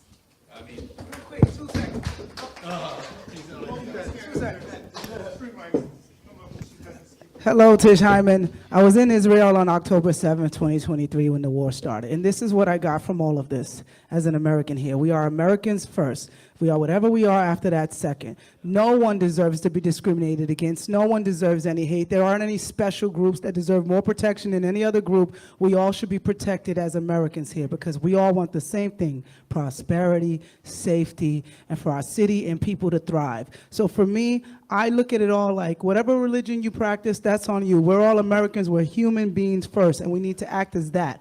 Even with the parties and political, we're human beings first. We need to get back to humanity. That's my thoughts on that. Thank you so much. Brian Acosta here. So as a tech person, I actually think that because technology has evolved so fast, right now what we're feeding is the algorithm. The algorithm is what's really hurting us because what gets clicks? The people saying all these nasty things. And so as mayor, what I really think we need as a mayor, we need somebody that understands the technology side so that we can actually push back on it, because that's what's dividing us right now. You know, it really is. You look at TikTok, you look at Instagram. I mean, even my ads right now, it's so homophobic. It's just so ugly. And so we need to be able to have a mayor that understands technology and takes the fight to the tech companies. That way we can start bringing down those walls and we can start really unifying in a way that makes sense. Also on my LA Now app, there's a feature so that you could actually see what cultural events are happening, because right now we don't know. I would love to go to some Jewish bar mitzvahs or, you know, some Muslim temple activities, but we just don't know. It's always hidden. And so the app will make it easier to access that. And I just think we need somebody that can, you know, take a handle from a technology standpoint. All right, I'm John Logsdon. I just wanted to say, look at us mayoral candidates up here. Every single one of us is like, this is a diverse group, right? This is LA. This is what is amazing about this place. And it's also like we all come from different religions, backgrounds, cultures. So we all have to respect each other. That's the main thing. It's about love and how we are as humanity. That should be the first priority. I don't know who said that. Andre, I think he did. But you know what? Let's just be good people. That's all it is. If we were all good people, we wouldn't need cops. We wouldn't need all this. We would be able to just police ourselves. That's where it all is. So let's just be nice. And there we are. Thank you. Okay. Okay. Did he speak? Did you speak already? Yeah. No. Sit. We have one last question. You already spoke on this question. Okay, you want to speak? Yeah, you can do that. Somebody. Because, like 30 seconds. It came out really wrong that I somehow dislike Muslims or Islamic religion. No. What I'm saying is that I love all the religions. Islam is one of the main religions that I respect. That's all I have to say. All right. You made a joke with bad taste. I think that's what happened. All right. So this is KPFK's Mayoral Forum. We're wrapping up now, and we're going to have one last question from Executive Director of BW, Black Women for Wellness, Jan Robinson Flint. Go ahead. Okay, so I'm here today wearing my Black Women for Wellness Action Project hat. Black Women for Wellness is a 27-year-old organization in Los Angeles. Black Women for Wellness Action Project is a C4 organization. We started in 2017. So I actually have a couple of reminders and a call to action for you all. So today is May 16th. The last day to register to vote is May 18th, right? So that's this week coming up. Now, you can go and vote at a voter center, but then your vote is your ballot is a provincial ballot. It's counted last, okay? So your call to action, everybody in Los Angeles is not registered to vote. Register for people to vote, because every single one of these folks up here need people to vote for them, right? So one website that you can go to is called 1 Million Black Voters Rising. This is a national movement to register 1 million new Black voters. This is because there has been such an attack on Black voting rights all across the South. Okay, so I'm gonna tell you that website one more time, 1millionblackvotersrising.org. And your charge in your call to action is to register 4 new voters before May 18th. You got 2 days. You know somebody. You might know a 17-year-old who will be turning 18 before the day of the election. There's a lot of tourists And don't out just here. tell them to vote. Educate him a little bit. I'm gonna get Because, on see, to the without second voting- thing. Go ahead. Okay. The second thing in terms of your call to action, we live in Los Angeles, we live in California, we live in America. It's a democracy that costs money. So if you believe in one of these candidates up here, send them some cash. Make a donation, because they need money to make it happen. No doubt, they need money. Yes. Okay, so they need voters and they need money. So, I mean, it's great to applaud them and to listen and say, yeah, that was a good answer, but really put your money where your vote is, right? Because that's important. That way they don't have to take money from big oil or industry. like that, and they won't be then subject to the whims of that industry. If you want a people's candidate, you got to fund a people's candidate. Okay, All right, one more point. got it. And then that is, there are plenty of people in Los Angeles who cannot vote, right? Sometimes for various reasons, in terms of it could be a conviction, it could be a citizenship status. But you know what? They can influence people, right? So if you run into folks that you are attempting to register and they can't vote, information is so critical. Have that house party, because chances are they know some folks who do vote and they can influence them, right? So you got actions. We are close to June 2nd. Voter centers open on May 23rd. That's next Saturday. There is challenge to the post office right now.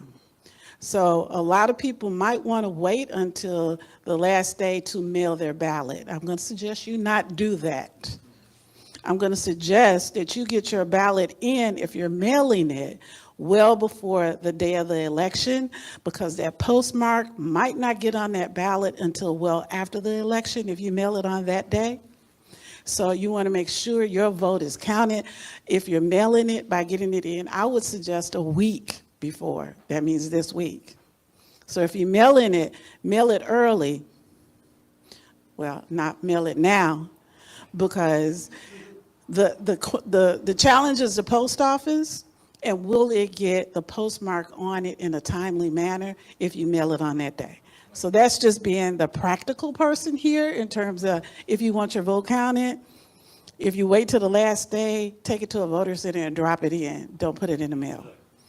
So my question would have been to all of you, what is your path to victory? I pulled out my ballot. This is not my ballot, this is a sample ballot. There are 14 names on this ballot in a space where you can write in a name. Yes. So that means you got to have a path to victory, right? How do you get to be in this jungle primary one of the top 2 candidates to keep it moving forward? Great question. Let's do this. Let's wrap that into your closing comment. How's that?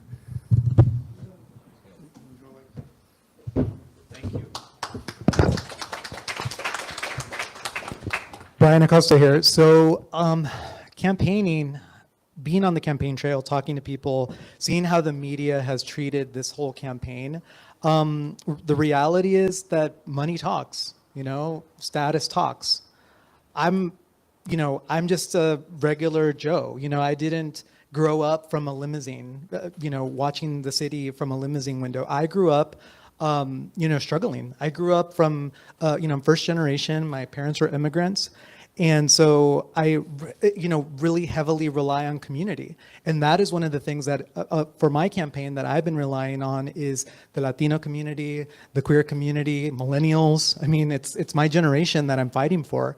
And that's what I'm bringing to the forefront is if we want generational change, that's what I'm offering in this race, because we need the systems of tomorrow today. We need the changes that our status quo people are never going to do. And so that's why I'm in this race, and that's who I'm relying on to get to the top 2 in this race. Thank you very much. Thank you. Assad Al-Najjar. Well, I renew my thanks to you guys for having this set up. And I'm so proud to be among the best team in Los Angeles. And I really, from my heart, wish one of us is going to be the mayor, because I have no respect for the other 4, really. What I can do is, and what I can bring is 37 years of really hard working to be where I am today. And that has really been the path for me. For many people, for many heritages, for many neighbors, you name it, anybody in the, not only United States, globally, I'm the 311, I'm the 411, and the 911, wherever it is. And I will continue that. It's an honor that I've been serving Angelenos with my job 40 hours a week, and in volunteering 60 hours a week, and it's in my DNA. Regardless, I win or lose, for the next few years, I will still continue to serve you guys because my wife doesn't want me to retire, even though I am qualified. But it's an honor to serve Angelenos. It's in my DNA, and I love you all. Thank you. Hi, my name is Andrew Kim. Thank you for listening. Thanks for inviting me to this wonderful location, Harriet Tubman Center. I really respect this what this center represents. My clear path to victory is stay focused, agenda-driven, issue-driven, that is. My homelessness issue is the foremost of my passion. We have a misguided policy, keep on making our homelessness a victim. Unfortunately, our homeless populations are victimized by the system. My logo is my motto is Project Liberation Los Angeles. I want to liberate our city. I want to liberate our homelessness people. I want to liberate our family. I want to liberate my church. I want to liberate American dream. Thank you.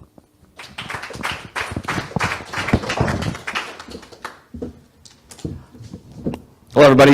I'm John Logston, and I just want to say, as far as how I'm going to make it to the top 2 for November, I'm just head down. I'm going to try to make it happen. I'm going to work as hard as hell. But here's the thing. I'm a regular, everyday guy. I work my tail off for actually my 9-to-5 job. I've got kids. I got a lovely wife, and I am a true Angeleno, and I'm fighting for LA.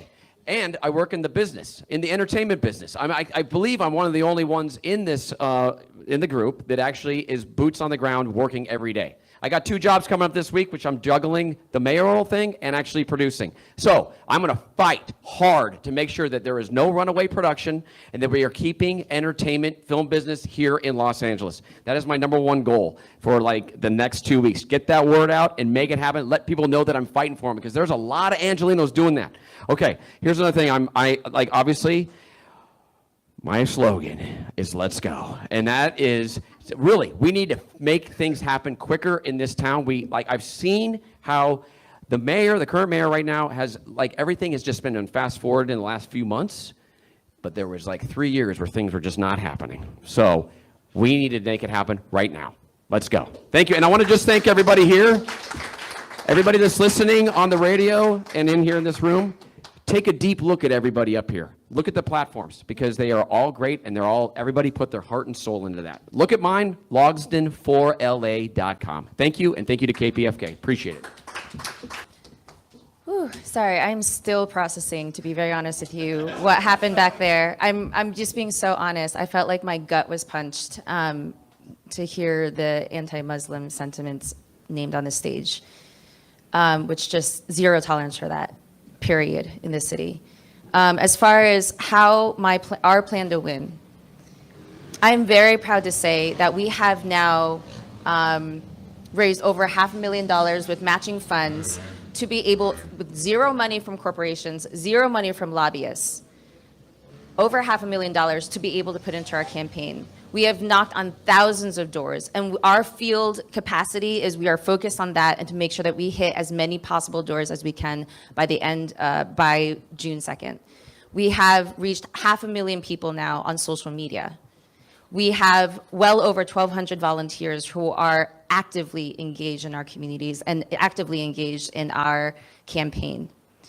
This is the path to win, is that right now we are in a culture of fear.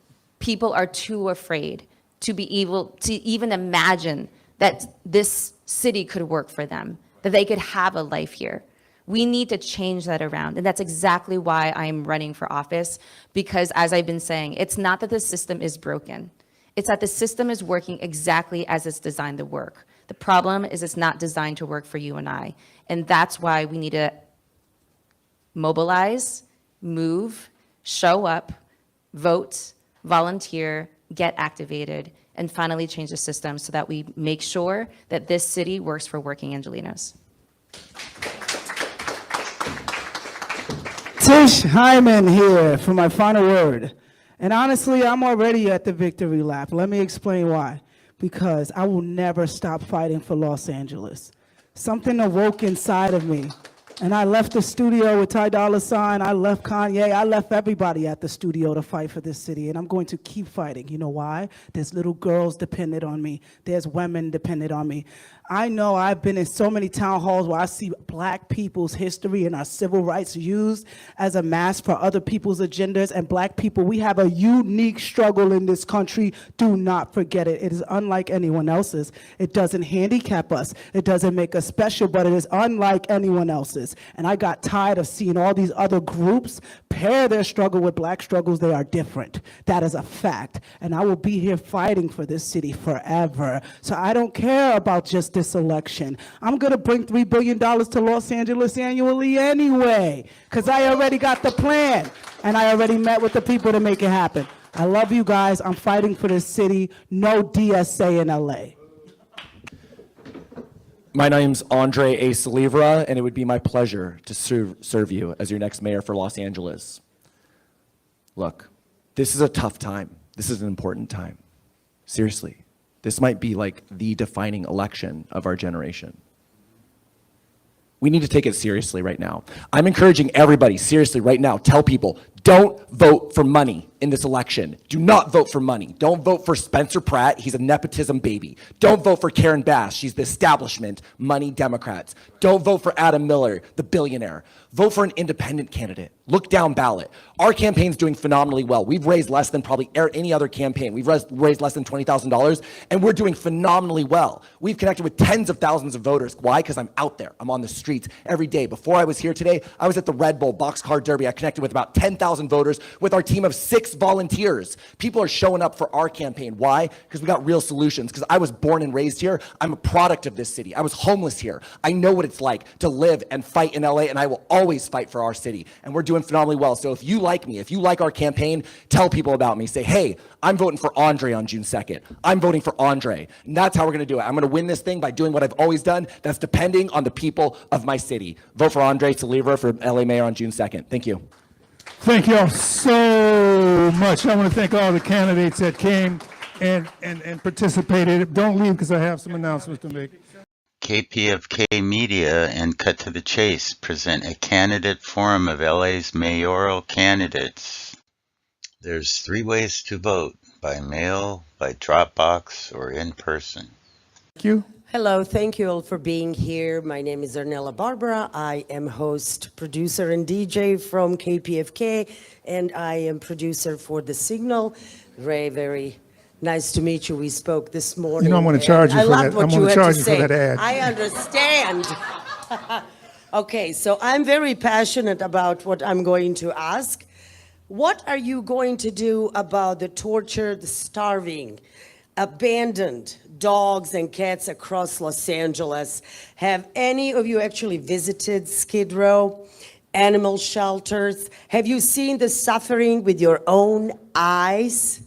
These animals cannot talk. They cannot not ask for help. They cannot vote. They only wait for your help. Anybody want to? Okay, here we go. Thank you. Thank you. Assad Al-Najjar.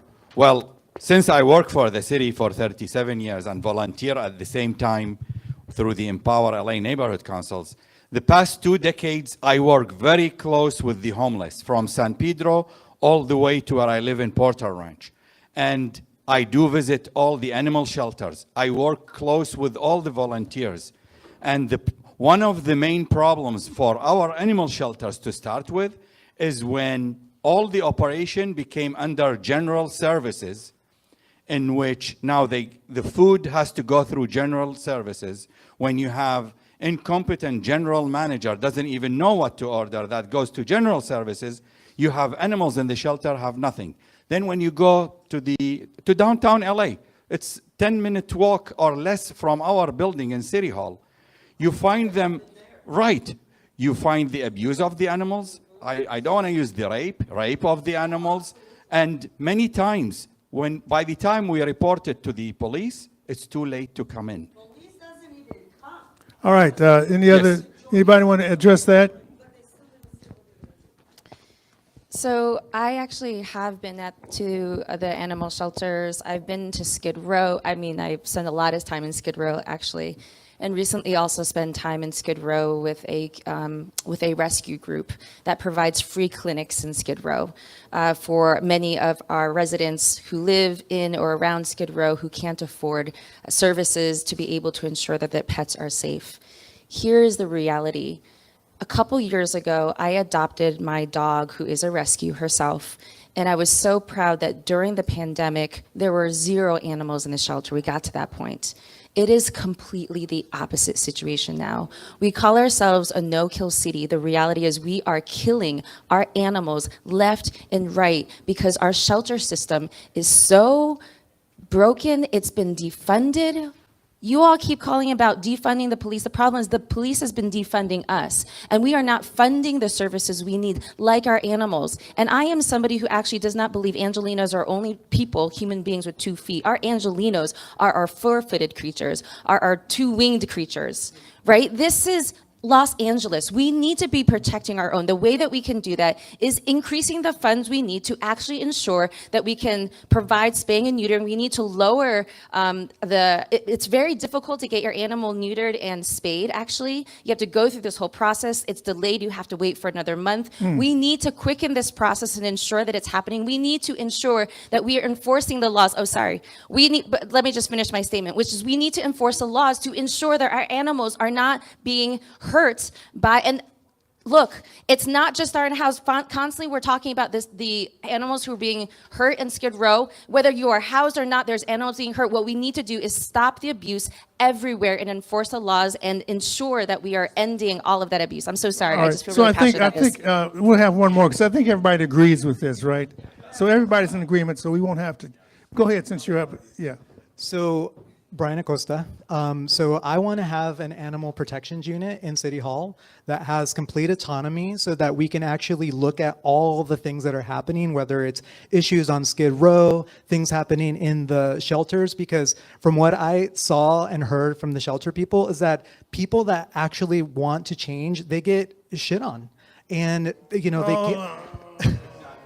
Really? I got to edit that. Really? I have to edit that out. Oh, are you? Sorry. No, it's not. I have to edit it out. No, it's not at this point. But, you know, we need to have whistleblower protection so that people can actually change things. And so those would be my priorities, to be able to have more autonomy so that people could actually create change, and also work with independent auditors to be able to actually change things in the city happening with regards to animals. All right, let's move forward. I want to take a couple quick questions from the audience. Come up here. Okay, while I'm giving instructions. I'll make it super fast because I don't feel like anybody's telling you what they're going to actually do. Here's the thing. I have an actual solution for this, right? We need to have an auditing system where every person who has an animal on Skid Row, you have to have a license to have your animals, right? If you're a good owner and you're taking care of your animals, great, you keep your license. If you're not, if you're mistreating them, we revoke it. Then we create a bounty system. If you report somebody, because the breeders that are the problem, if you help report somebody who's a breeder and we find them, you get $2,000. Congratulations. You're going to help us police it ourselves. So we're going to create a system that actually encourages self-regulation. And so that's what I plan to do. All right, that's what I like, solutions. Yeah, we're going to go to the next question also. I'm glad I want to hear solutions. Everybody talked about housing and homelessness, but I didn't hear a lot of concrete solutions to that. So let's get a quick questions. We're running out of time. We're going to go a little over because we started late. Line up there for the questions from the audience, Okay, please. this is, We'll go through them really quick. Naibingi Kuti, thanks for doing this, Sylvester. And I just wonder if some of the people, especially the guy, the man right here that insulted Ray, have you ever listened to KPFK? KPFK is a progressive radio station. So you should respect our point of view when you come into our environment, because that remark that you made about her being from the Soviet Union was uncalled for. And I think it basically sounded like Trump. We don't need that environment in our space. I just want to let you know that. And also, one other thing, the Olympics. Why are we talking about funding the Olympics? Our city doesn't deserve the Olympics. We have so much poverty in the city. Why are we proud to bring in other people here and we don't even have All right, money to take let's care see of who our own wants to answer citizens? that question. Go ahead, Ray. I would love to answer the question about the Olympics. Here's a question that we have not been asking as a city is, should we be holding the Olympics at all? Should we be canceling the Olympics? Right now, we know, and I talked this morning on Dino's show, the fact that the Olympics coming here is going to bankrupt our city. We already know that. We, Angelinos, are gonna be on the hook for the hundreds of the billions of dollars that we're gonna have to owe after it's done. We have not seen the budget come through, so we are at risk of that. Second, we know already that surveillance has already increased in our city, and surveillance will continue to increase in our city, just as it has from Paris. The problem with surveillance, a lot of you have talked about surveillance here that is gonna protect us. Let me tell you, it's actually quite the opposite. Surveillance is used by ICE to be able to identify our own immigrant families to take them away. This is a problem. Surveillance has been used by Texas sheriffs to be able to find people who have crossed the borders to get an abortion because they don't feel safe in their own state.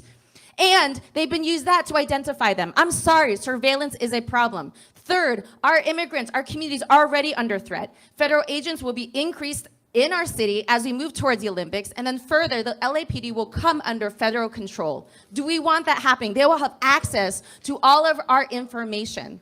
We need to be asking the question, and I didn't even begin to talk about Airbnb. Right now, the Mayor Bass has already proposed that we give Airbnb more money. Sorry, they're gonna give us money so they can buy off our city. Time. We're going to increase the evictions of our families, and we don't even have enough housing. So there's a lot of questions we need to be answering in this moment, and I'm calling for a task force in the city to question whether or not we should be canceling the Olympics. Thank you, Ray. I'm John Logsdon, and I am pro-Olympic. So that's why we have a democracy here, so we can actually talk about these things. So here's the thing. I think the Olympics are a gift for our city, for sure. This is Los Angeles, and this is going to be the third time the Olympics are coming here. Right now, think about it. We just had the games in Paris. How many people saw that on TV and want to go and actually visit Paris? Having the Olympics here is not just about those 2 weeks. It's actually an investment for the next 10 years. People are going to want to come here. That's tax bases for people coming and visiting Los Angeles, going to their restaurants, going to hotels. That's what it is. Tourism dollars drives revenue, which drives taxes. Perfect. Olympics, let's go. All right.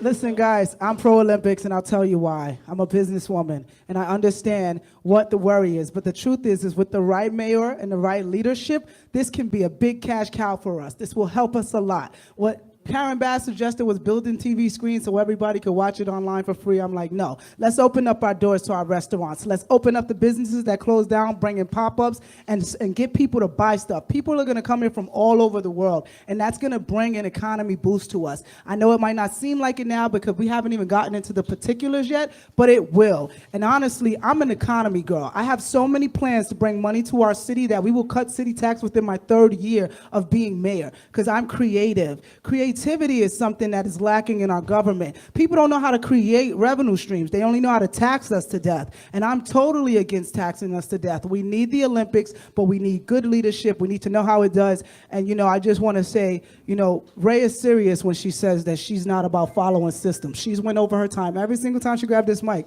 And so I think if you want somebody who don't follow systems, she's right there with it.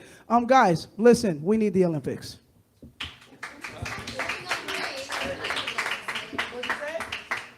Go ahead. Yes. Hi, this is Assad Al-Najjar. So I think I'm the only candidate who actually works on the Olympics. So what it is, the history of it, Garcetti days, we went in and bid to get the Olympics. An LA 28 committee was started with the understanding they will be bringing revenue to the city so that they upgrade our infrastructure. I will try to answer without getting a call from my boss or ethics on Monday. But the reality is LA 28 committee all of a sudden has a change of heart going, you fix your city.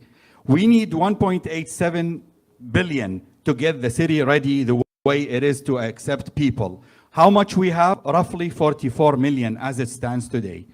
I work very hard with the Department of Justice, with the police and all that to get the city ready, but Without being the mayor and I get sworn in December, I will have 14 months to get the city ready.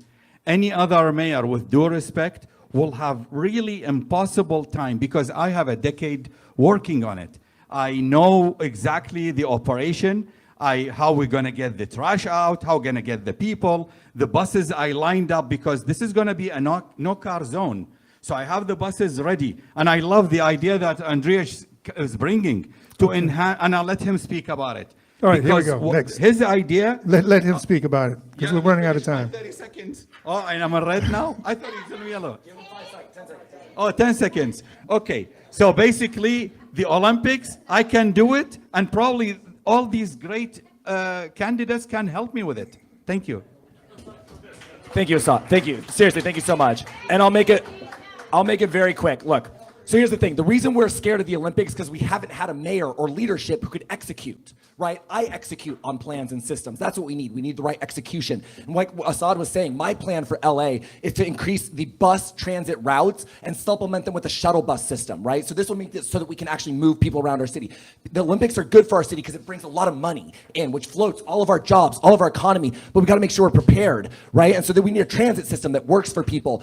Additionally, we also need to make sure we're making money, the city, off of all these tourists. Right now in downtown LA, all around, they're warehousing empty apartments. They're not putting them on the market. They're reserving them for the 28 Olympics so that they can overcharge, so they can gouge. I'm in favor of rent control, of a rent freeze from now through the Olympics so that they can't do that. And then additionally, I want to put a 25 to 30% tax on all luxury accommodations. This is any place over $250 a night that's renting in LA during the 28 Olympics, 25, 30%, that comes back into our city. And that can make sure that we have enough money to cover any overages, right? Because all this money's coming in. We got to make sure that our city's prepared to collect it for the people. All right, so we're going to move on to the next question. So no, that's not for this. That's it for this.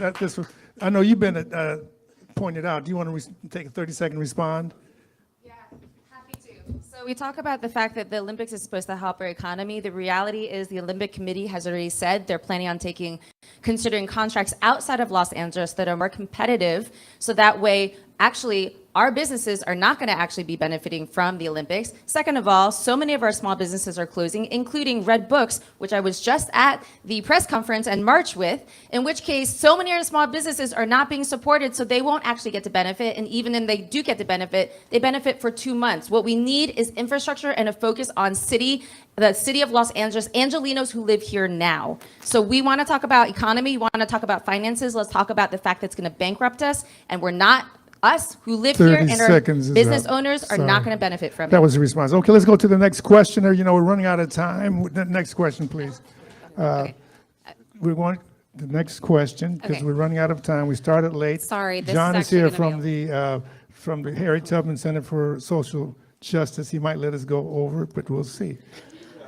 This is going to be a weighty question. So we've kind of touched on this here and there, but one of our biggest problems in LA is that there's over 40,000 unhoused people in this city. And the current mayor's solution, which seems like a one-size-fits-all, is called Inside Safe. It's extremely expensive, and the success rate has been abysmal. So what I would like to hear is, what are either fresh ideas that you guys are going to be bringing to solve this problem or modifying the current existing system?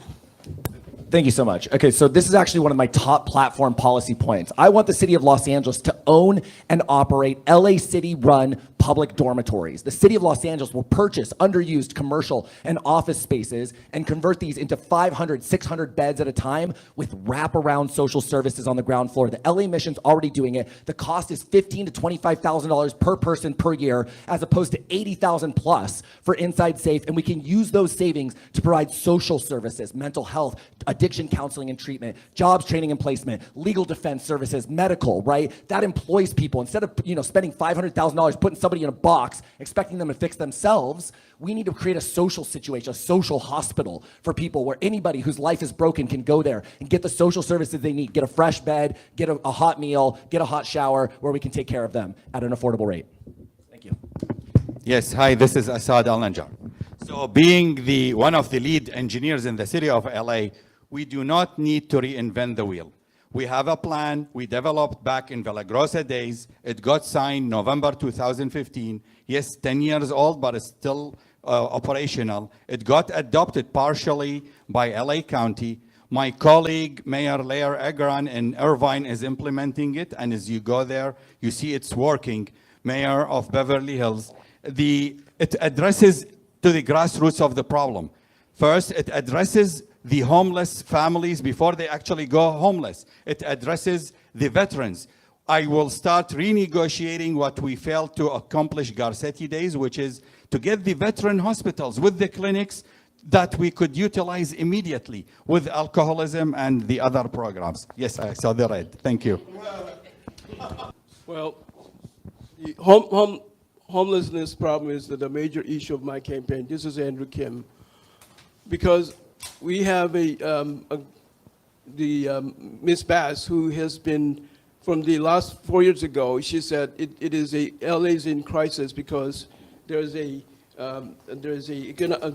homeless problem is such a crisis that it requires a state emergency decree by the mayor from the day one. But that has not occurred, or that occurred, but it has not been effective. The reason why our homelessness problem still goes on like this is because of the misguided policy of housing first, as mentioned by this lady. It is recovery first that need to be instituted. We need a 12-step program or such that we can have these people to get independent living after going through the steps. Not handout, but hand up. We need to give them a fresh start and a productive living. Thank you. Hello, Tish Hyman again. Well, I think I've done my plan out in phases. The first thing I would do is the first year I would spend time organizing the facilities. There are rehabilitation facilities we need mental health facilities, we need facilities for families who are just suffering on hard times. There are different type of people out on the streets and that are homeless. They're not all on drugs, they're not all alcoholics, they're not all mentally ill, and they're not all just, out there just living on the streets because they want to. Some of them are falling on hard times. What needs to happen is mandatory long-term treatment. And we need to build out the facilities. And we need to send a triage down there to find out the exact number of who's doing what and who's going through what. In regard to the dog problem that we have there, that I've been to Skid Row for at least, I don't know, in the last 6 years, I've been out there at least every other Christmas. And I'm telling you right now, if we get to the core root of the problem, which are sick people, help them get well, they won't be there abusing dogs because they'll be in the treatment centers. We have to get to the root of the problem. It's bigger than the dogs. It's the human beings underneath. We need mandatory rehabilitation, wraparound services. Thank you so much. All right. Hey everybody, I'm John Logsdon again. First of all, everybody up here has a big heart. This homeless thing, I got to be honest, we all know it is just a huge issue. We all think about it and how to come up with our own platform to make change. So here's the deal. We definitely need to tackle the root problems of homelessness, which is the safety nets. We need to make sure that we stop the homeless from actually happening. But there's so many different pronged approaches. We need to stop the addiction part of it is a big issue, and so is the actual mental health component. We need to have facilities for that, and we need to mandate that people, if someone's refusing service time and time again, and they're found inebriated on the streets, we need to have a place for them to go, and it just needs to happen. We can't ask somebody 100 times, and then they say, and they refuse, if they can even refuse. So we need to take a humanitarian approach, be very empathetic to this, but at the same time, we need to speed up this process. My campaign slogan is "Let's go," and I'm telling you, we need to make it happen quicker. Cut some red tape, make it happen. Let's go. You want to answer this? Are you good? Yeah, if there's time. Yeah, then we're going to go to the next question. So when it comes to homelessness, the way that we need to, housing first policies work. It is researched, it works in other cities, and we need to actually focus on it. We need to repeal 4118 because it just pushes people who don't have a home from one side of the street to the other. It displaces them, it destabilizes them over and over again. I've been very connected closely to the recovery community for a long time. What we need to do is stabilize people, if they're needing recovery, stabilize people and support them so they have stable housing so they can work on their recovery journey. The way that we get people out the streets is we be able to support them with a street team, supporting them, building that trust that they have lost. We move them, we need to get rid of the Inside Safe program. It's hundreds of millions of dollars going into a program that is not working and is a waste of our money, has no end in sight. Instead, we need to use all those dollars that we're using on 4118, which is expensive, inhumane, and doesn't work, spending all that money into Inside Safe and put it into real resources and into permanent supportive housing, such as social housing, which is what I'm advocating for, so that we have permanent housing solutions and permanent stability for everybody. Okay, you know, we're going to go, let's go to the next question. So good afternoon, candidates. My name is Paul Roberson. Los Angeles is one of the most diverse and internationally connected cities in the nation. While our city struggles with homelessness, affordability, and public safety, countries like Cuba are facing severe humanitarian hardships worsened by the U.S. sanctions and embargo policies. As a mayor or a potential candidate for mayor of a global city with large immigrant and international communities, what role, if any, should Los Angeles play in advocating for humanitarian relief and international solidarity while still addressing urgent local needs?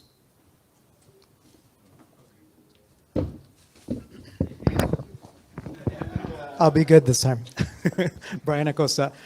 So I'm glad you asked that question because we see this happening with like money being sent to, for war, right, in Palestine.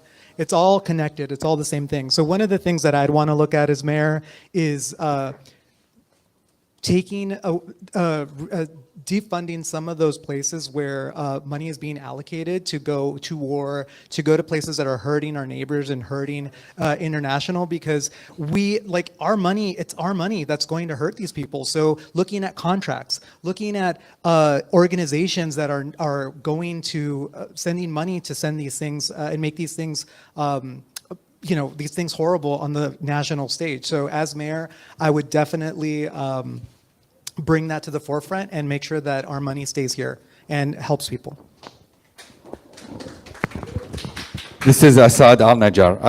I'll echo on what Brian said. So basically, you have to remember, the mayor's job of City of Los Angeles is to serve the people. It's a public works, LAWA, and water and power. Basically, the mayor is responsible for the streets, so the sidewalks, the power you get, and all the operation, street lights where I work, which is all dead, the wires are gone. The mayor job is nothing to do with international affairs. The mayor would do like Brian was suggesting. You ensure that the sister cities that you have all the relationship with are in abidance of the human rights. I mean, I'm for one, don't like what's going on, what happened in Iraq, where I come from. I don't like what's happening in Iran. And I left Iraq when there was the Iraq-Iran war and the Palestine and all that. So the only way to do it is not to be the mayor of Los Angeles on a starch organization. If I don't win as a mayor, I intend to establish an organization, a 501c4, for the rights and human rights. Look, she got to get extra minute. I'm not going to abide with the red. Plus, you put the big leader of I'm the Palestine moderator. there. Excuse picture. me. Is his time up?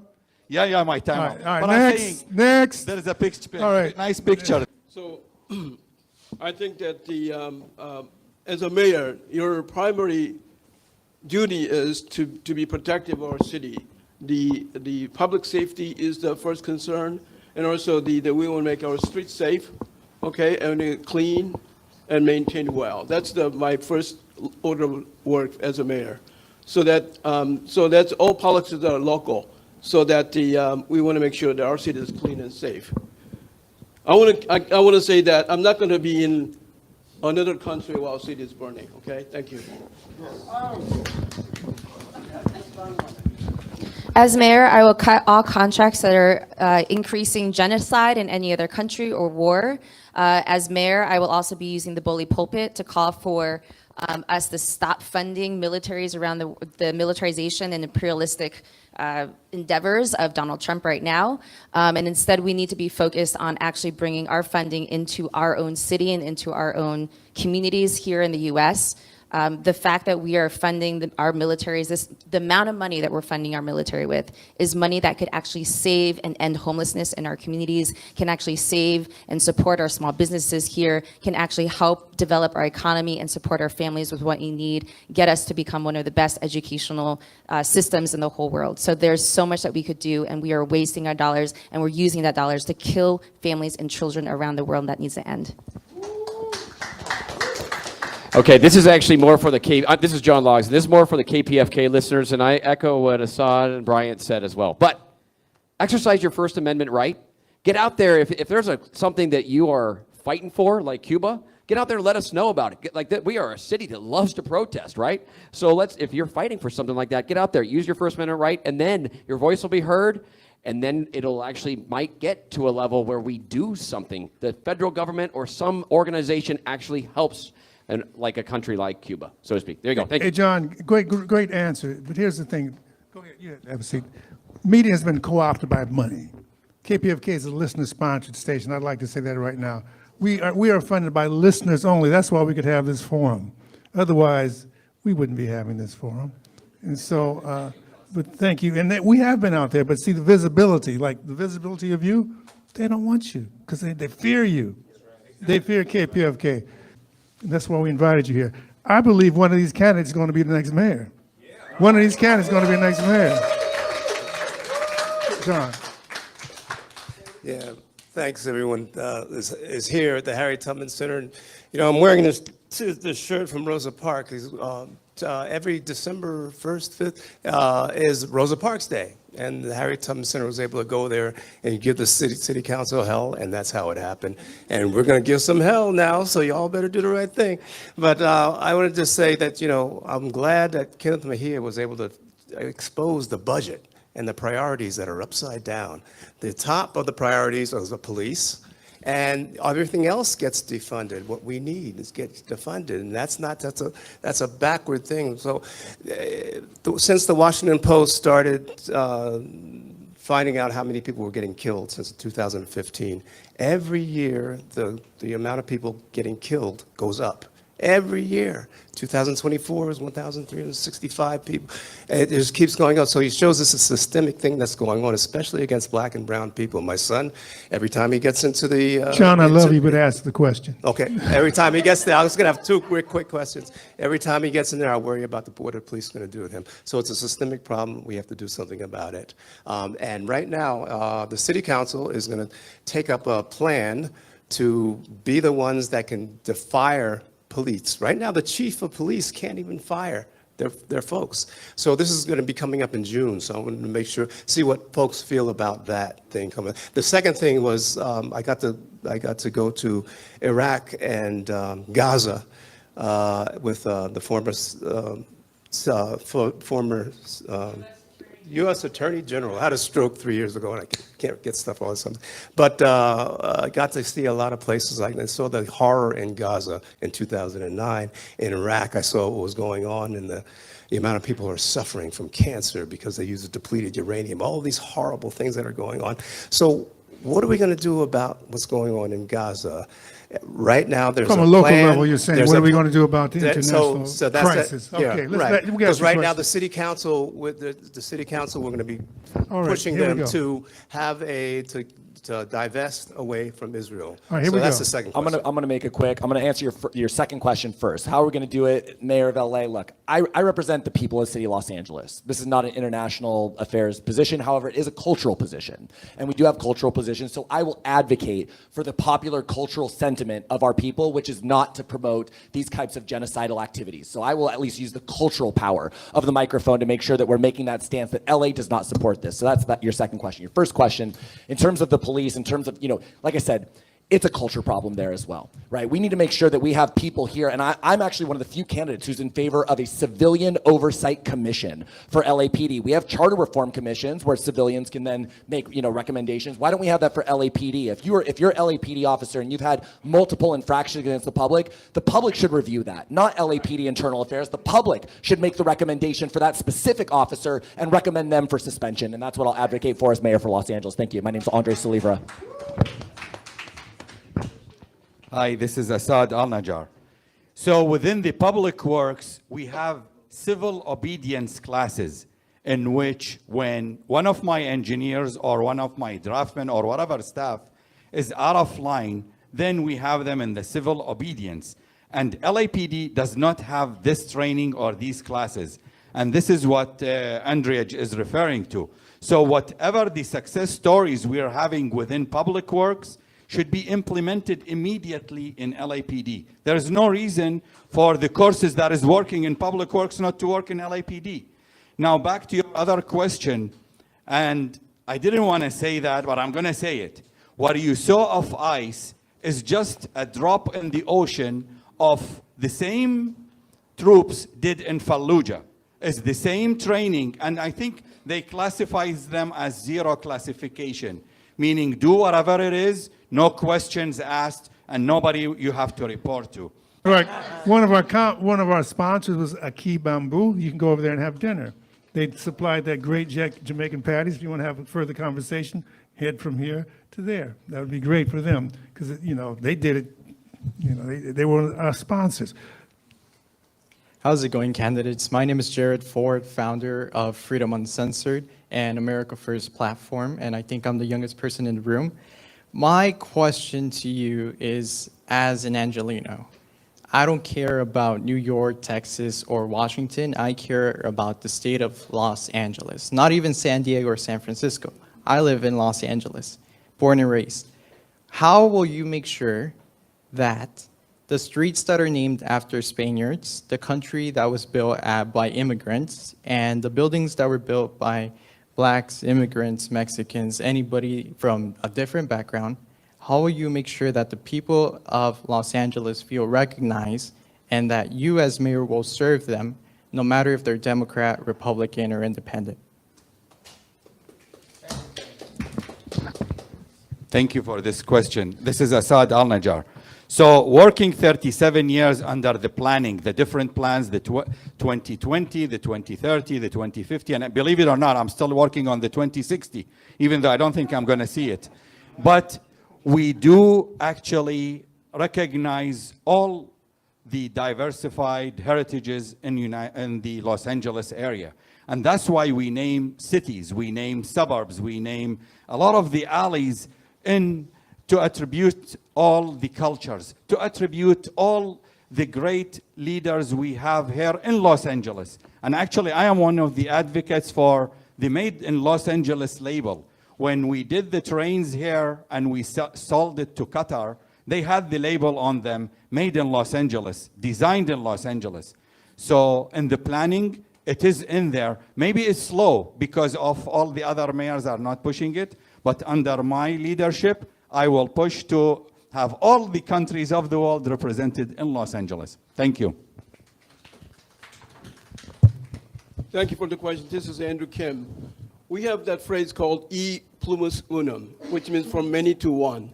So we need to have a understanding our nation has a history of combining all these diverse background people and making American altogether. So let's think of ourselves as someone who's appreciative of what America offered to ourselves, as a group, as an individual.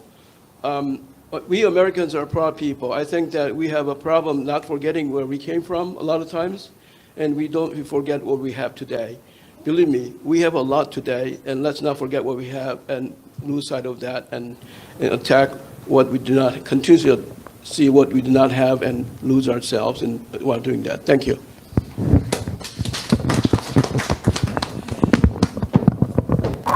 Mr. Kim, that was That was a mouthful. I really appreciate that. And you are my dream, young man. You are my dream. I'm working so hard because I want people your age. I want everybody young to get involved in politics because it's your future that we're here fighting for. So I'm so happy to see you here. Honestly, I don't know what I would do. I would have somebody like you tell me about it, and I'd be like, well, let's create a monthly program. I'm all about cultural activations. I'm all about exploring and celebrating our people, but we are all American. And that is what we need to remember at the core of us. We're all from different places, but like Kim said, we're forgetting what we have here. We have to celebrate our country. I've traveled all throughout Europe, Japan, and I'm telling you right now, we have the best country in the world. Unless you leave, you do not realize how blessed we are here as one nation, under God, indivisible, with liberty and justice for all. Especially if you got money.